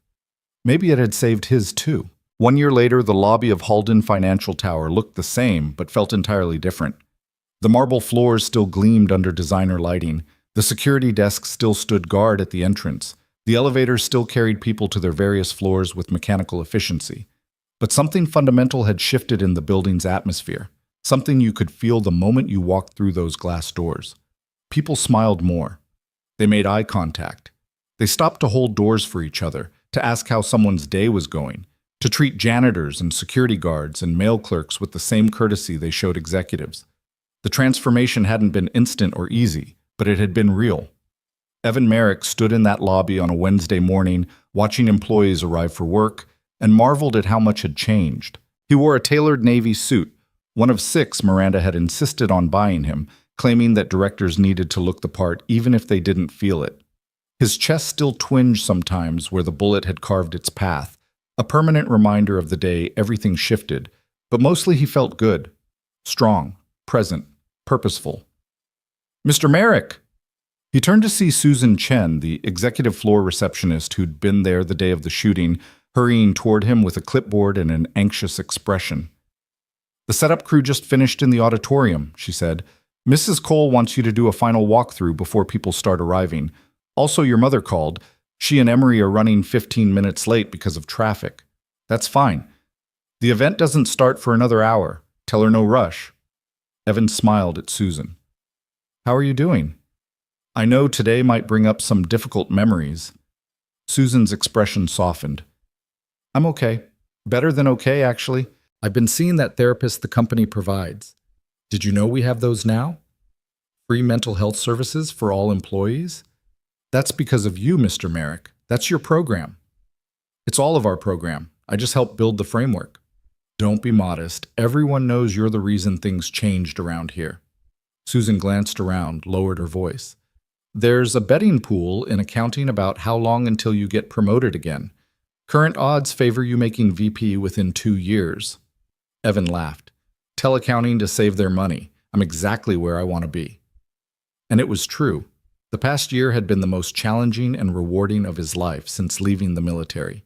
He'd built the Veteran Services and Employee Wellness program from nothing, hired a team of 15 specialists, created comprehensive mental health support, established job training partnerships with 3 major universities, placed over 200 veterans in meaningful employment, and fundamentally restructured how Halden Financial treated its employees.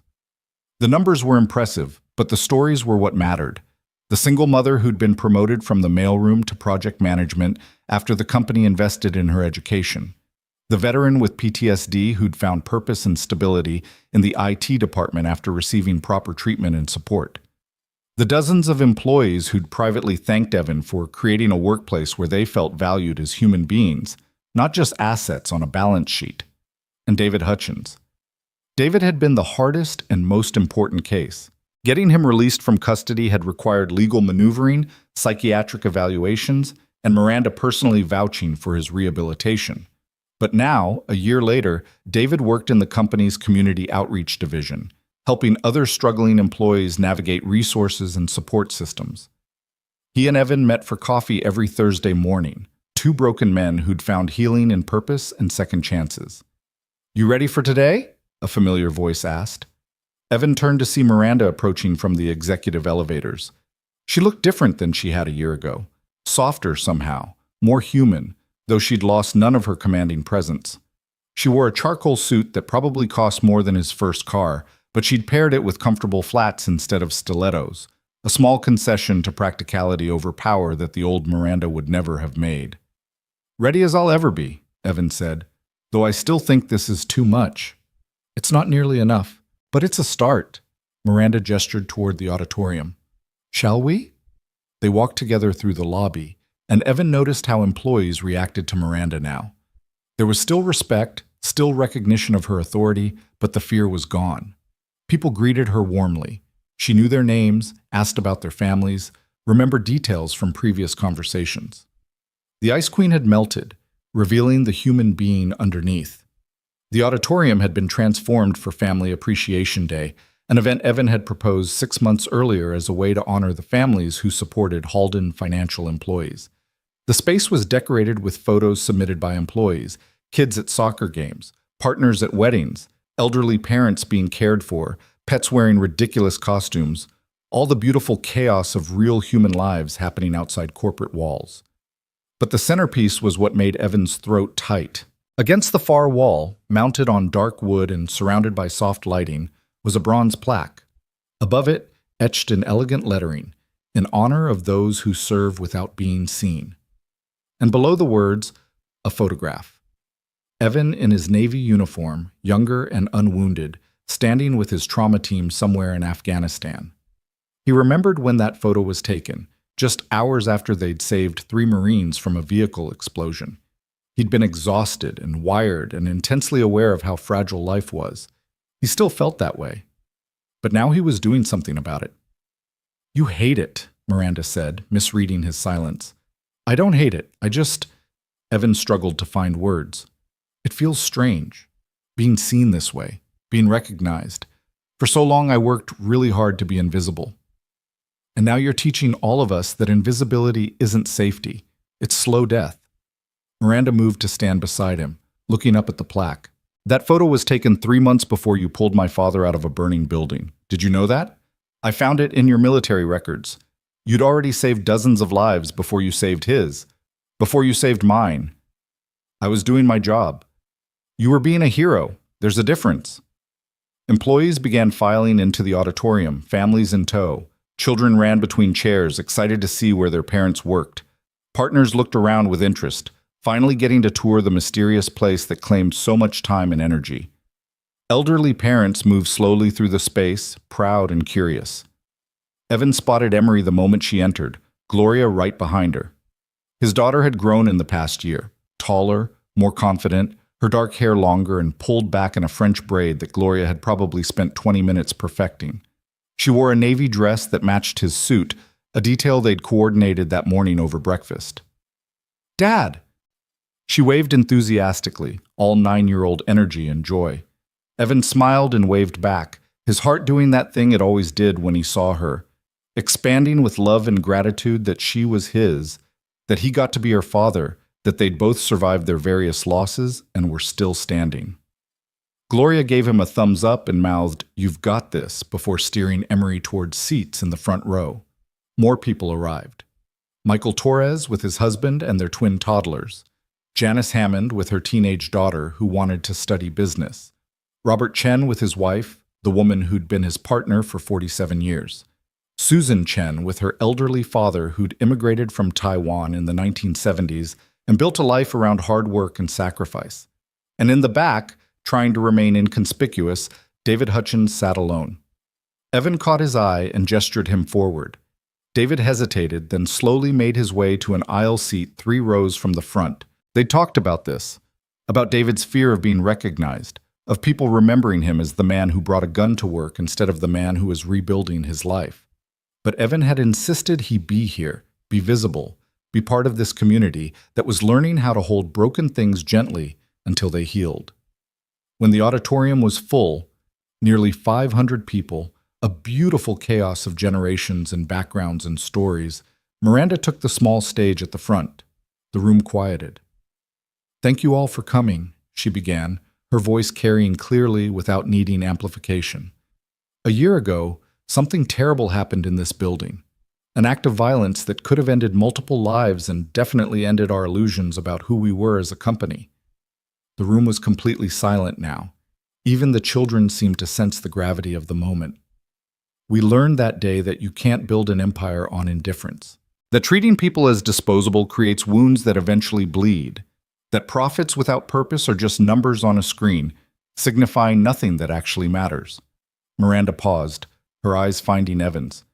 "But we also learned what real heroism looks like. Not in movies or stories, but in real life.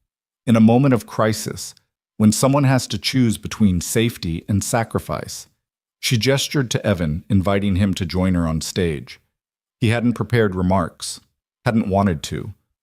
But standing there, looking out at all those faces, employees he'd helped, families he'd supported, lives he'd touched in ways big and small, he found words coming anyway. "I'm not comfortable being called a hero," he said. "I did what my training taught me to do. I saw someone in danger, and I moved. That's it. That's all it was. But here's what I've learned this year," he continued. "Heroism isn't just about dramatic moments. It's about showing up every day and choosing to see people, really see them. The janitor mopping your floor, the security guard at the entrance, the single parent juggling 3 jobs, the veteran struggling with PTSD, the employee who's hanging on by a thread and just needs someone to notice." He looked at David, who was staring at his hands, tears streaming silently down his face. "We're all capable of both breaking and healing, of both causing harm and creating beauty.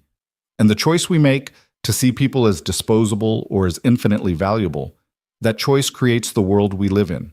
Every single day, with every single interaction, we're building either a culture of indifference or a culture of care." Emery was watching him with those serious eyes, and Evan spoke directly to her now. "My daughter asked me once what a hero is, and I gave her some abstract answer about courage and sacrifice. But the real answer is simpler. A hero is someone who refuses to look away from suffering, someone who sees a problem and says, 'I can help with that,' someone who believes that people matter more than anything else." He paused, emotion threatening to crack his voice. "You're all heroes. Every parent here who sacrifices to provide for their family. Every employee who does their job with dignity and care. Every person who chooses kindness when indifference would be easier. That's heroism. That's what changes the world." The applause started slowly, then built to something thunderous. People stood. Emery was crying, Gloria was crying, half the auditorium was crying, and Evan felt simultaneously exposed and exactly where he needed to be. Miranda returned to the microphone as the applause faded. "Many of you know that we've implemented significant changes over the past year. The Merrick Initiative has transformed how we operate, increased wages, expanded benefits, mental health support, veteran services, transition assistance. But those are just policies. The real transformation is in how we see each other." She clicked to a presentation screen that descended from the ceiling. Photos filled it. Before and after shots of the company culture. The before images showed stressed employees, empty break rooms, people eating lunch alone at their desks. The after images showed community, people laughing together, collaborative workspaces. The rooftop garden employees had built together, the meditation room and lactation suite and prayer space that acknowledged people's full humanity. "This is what happens when you invest in people instead of just extracting value from them," Miranda said. "Productivity is up 18%. Turnover is down 42%. Sick days have decreased. Employee satisfaction scores have tripled. But more importantly, people like coming to work. They feel valued. They feel seen." She clicked to the next slide. It was a quote attributed to Evan. "People think janitors clean floors, but maybe we're just clearing the way so others can stand taller." "That's what we're all trying to do now," Miranda said. "Clear the way for each other. Make space for people to stand tall, to use their gifts, to be fully human in a world that often asks us to be machines." She invited several employees to the stage to share their stories. A veteran who'd found meaningful work through Evan's program. A single mother who'd been promoted and was now supporting her family comfortably. A young man who'd been on the verge of suicide until the company's mental health services connected him with a therapist who saved his life. Each story was a testament to what was possible when you chose to see people, to value them, to invest in their wholeness rather than just their productivity. Then Miranda did something unexpected. She invited David Hutchins to the stage. The auditorium went completely silent. Everyone knew who David was. Everyone remembered. David stood slowly, his movements careful, as if he expected someone to object. He climbed the stairs to the stage and stood beside Miranda, looking terrified and brave simultaneously. "David," Miranda said gently, "will you tell everyone what you told me last week about second chances?" David cleared his throat. His voice shook but held. "A year ago, I was the worst version of myself. Broken, desperate, So angry at the world that I stopped seeing other people as human. I brought a gun into this building. I hurt someone.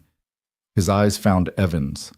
I hurt a good man who was trying to help me, and I'll carry that shame for the rest of my life. Tears streamed down his face, but he kept talking. But here's what I learned. Shame can either destroy you or transform you, and the difference is whether anyone offers you grace. Mr. Merrick offered me grace. Ms. Cole offered me grace. This company, against all logic and legal advice, offered me grace. They didn't erase what I did, but they didn't let it define me forever either. He pulled out a photograph from his pocket. This is my daughter, Emma. She's 12 now. For a while, she was so ashamed of me she wouldn't speak to me. But last month, she came to visit me at work. She saw what I do here, helping other people who are struggling, being the support I wish I'd had. And she said, "Dad, I'm proud of you." That's what second chances look like. That's what grace creates. David turned to Evan. "Mr. Merrick, I know sorry will never be enough, but I'm going to spend the rest of my life trying to be worthy of what you gave me, what you all gave me, a chance to be better than my worst moment." Evan stood and embraced David. The auditorium erupted in applause, but Evan barely heard it. He was thinking about how many people never got this, never got the chance to heal, to grow, to become more than their trauma, and how revolutionary it was to build a company, a culture, a world where healing was possible. When the formal program ended, the auditorium transformed into a reception. Tables were loaded with food, not just corporate catering, but dishes from employees' diverse backgrounds, a potluck that honored the beautiful multiculturalism of their workplace. Children played games in one corner while adults networked and shared stories and built connections that transcended office hierarchies. Evan found himself surrounded by people wanting to thank him, to share their stories, to tell him how the programs he'd built had changed their lives. He listened to each one, truly listened, because that was what this was all about, making space for people's stories, their struggles, their humanity. Gloria approached with Emery, who was carrying a rolled-up piece of paper. "Dad, I made something for you," Emery said, suddenly shy. "For the ceremony, but I didn't know if it was good enough to give you in front of everyone." "Whatever it is, it's good enough. You made it." Emery unrolled the paper. It was a drawing, crayon and marker, the kind of art 9-year-olds make that's simultaneously childish and profound. The image showed Evan in his Navy uniform and in his janitor uniform and in his current business suit, all three versions standing side by side holding hands. Above them, in Emery's careful handwriting, "My dad, always a hero, no matter what he wears." Evan's vision blurred with tears. This is perfect." "You mean it?" "I mean it. Can I frame it? Put it in my office?" "Really? Even though it's just a kid's drawing?" "Especially because it's a kid's drawing, because you see me more clearly than anyone else. You always have." He pulled her into a hug, careful not to crumple her artwork. "I love you, baby girl. Thank you for reminding me who I am." "I love you too, Dad, and I'm really, really glad you didn't die." "Me too." Gloria wiped her eyes. "Okay, enough crying. This is supposed to be a celebration. Let's eat something before I dehydrate from all these tears." As they moved toward the food tables, Miranda intercepted them. "Mrs. Merrick, Emery, I'm so glad you could be here." "Wouldn't miss it," Gloria said warmly. The relationship between these two women, Evan's mother and the CEO he worked for, had evolved over the year into something like friendship. They met for coffee monthly, two strong women who'd both learned hard lessons about visibility and value.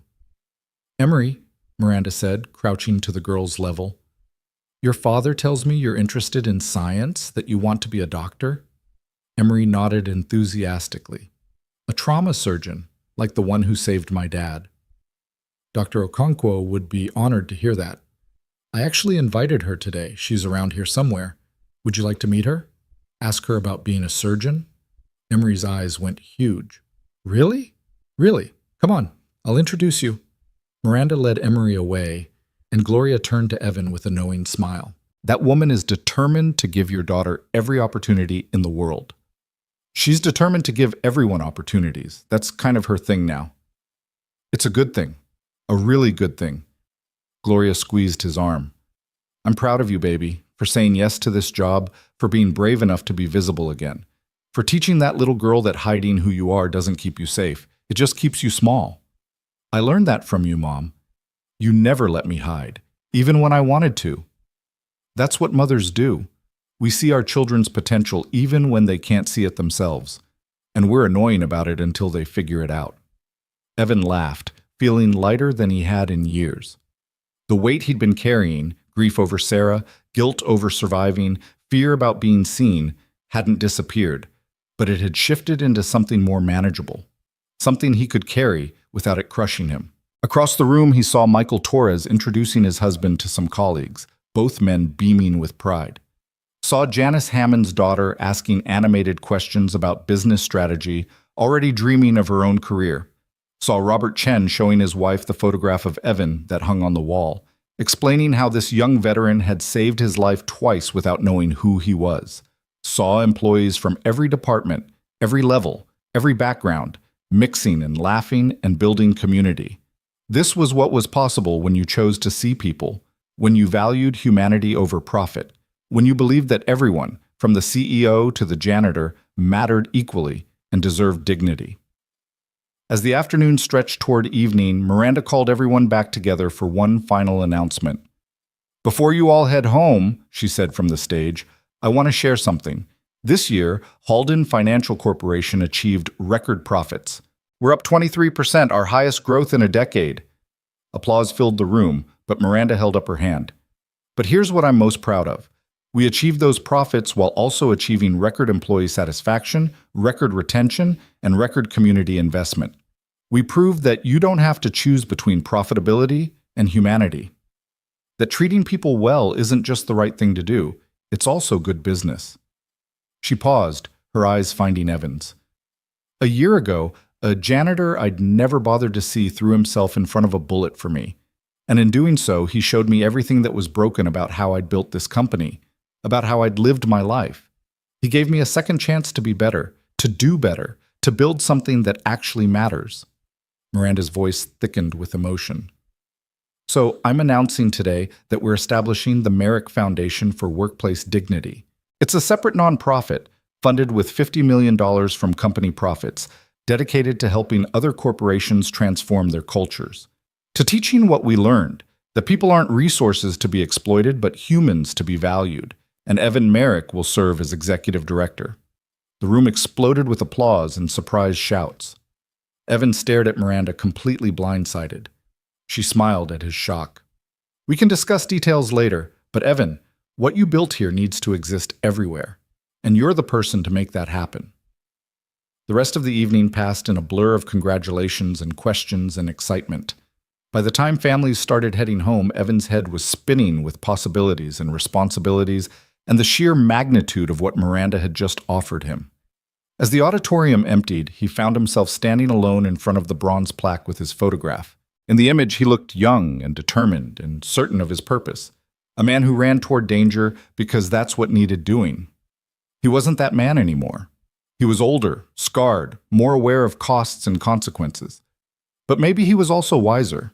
Maybe he'd learned that running toward danger wasn't just about bullets and bombs.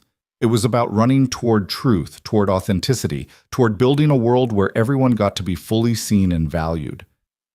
"Dad?" He turned to find Emery approaching, Gloria having given them this moment alone. "Yeah, baby. Was today what you wanted? When you took this job, is this what you imagined?" Evan thought about it. A year ago, lying in a hospital bed, he'd imagined stability and salary and the ability to provide for his daughter. He'd imagined using his skills to help people, to make small differences in individual lives. He hadn't imagined this, hadn't imagined standing in an auditorium full of people who'd been transformed by programs he'd built, hadn't imagined being offered the chance to scale that transformation, to help change workplace culture across entire industries, hadn't imagined his 9-year-old daughter looking at him with such pride that it made his chest ache. "No," he said honestly. "I imagined something much smaller, much safer. This is bigger and scarier and more important than anything I imagined." "Are you going to do it, the foundation thing?" "What do you think?" Emery considered seriously. "I think Mom would want you to do it. I think she'd say, 'Evan, you have gifts and you need to use them to help people because that's what gifts are for.'" The invocation of Sarah, coming from their daughter's lips in her mother's imagined words, broke something open in Evan's heart. "You're right," he said, his voice rough. "That's exactly what she'd say." "Then I think you should do it, because I want to grow up knowing my dad changed the world. That he didn't just save a few people, he saved the way people think about each other. That's—" Emery searched for words. "That's the biggest kind of hero there is." Evan pulled his daughter close, this wise, wonderful person he'd somehow been trusted to raise. "When did you get so smart?" "I've always been smart. You just notice it more now because you're not as scared anymore." She wasn't wrong. The fear that had driven him into invisibility, that had convinced him safety meant smallness, had finally loosened its grip. Not disappeared. It would probably always be there, a quiet voice questioning whether he was enough, whether he could do this, whether he deserved to be seen. But it was no longer the loudest voice. The loudest voice now belonged to purpose, to meaning, to the certainty that he was exactly where he needed to be, doing exactly what he was meant to do. Miranda approached, her heels clicking on the marble floor.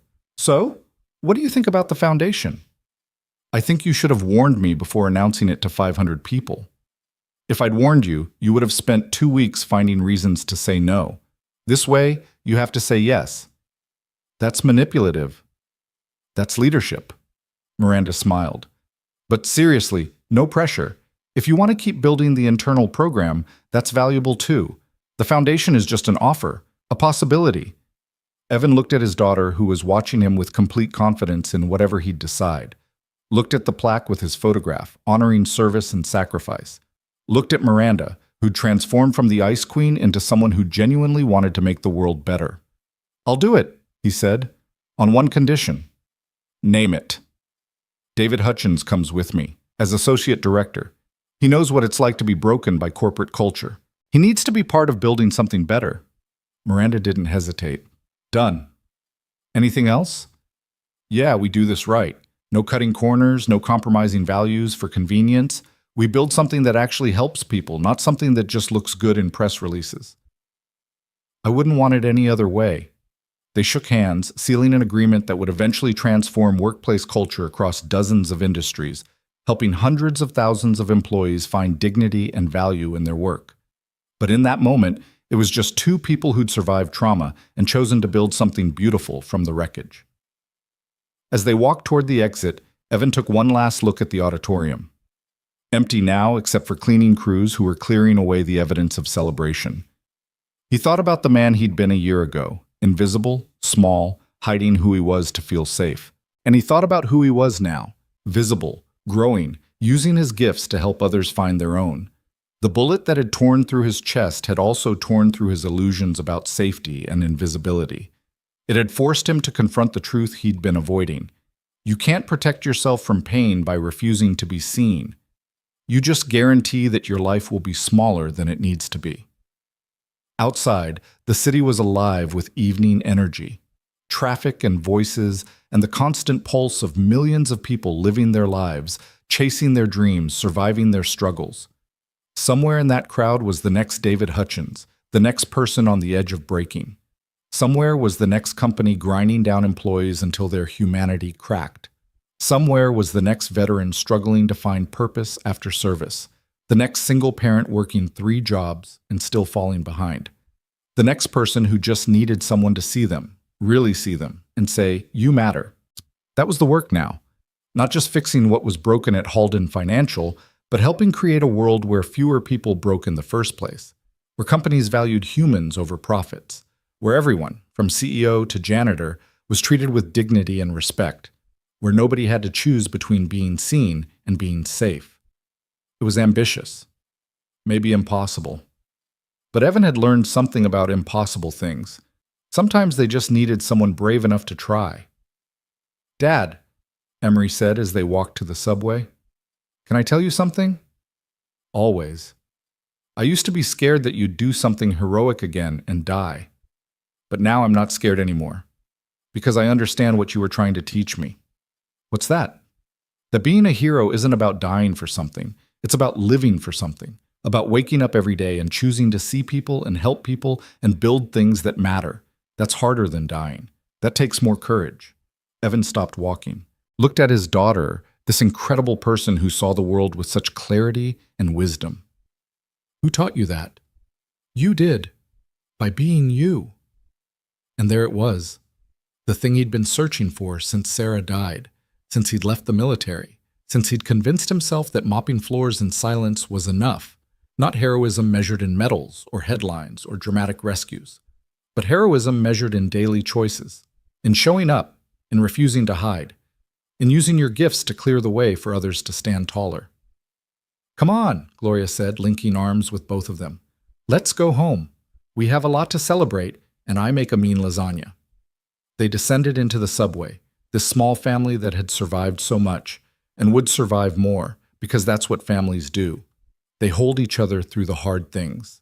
They remind each other who they are when the world tries to make them forget.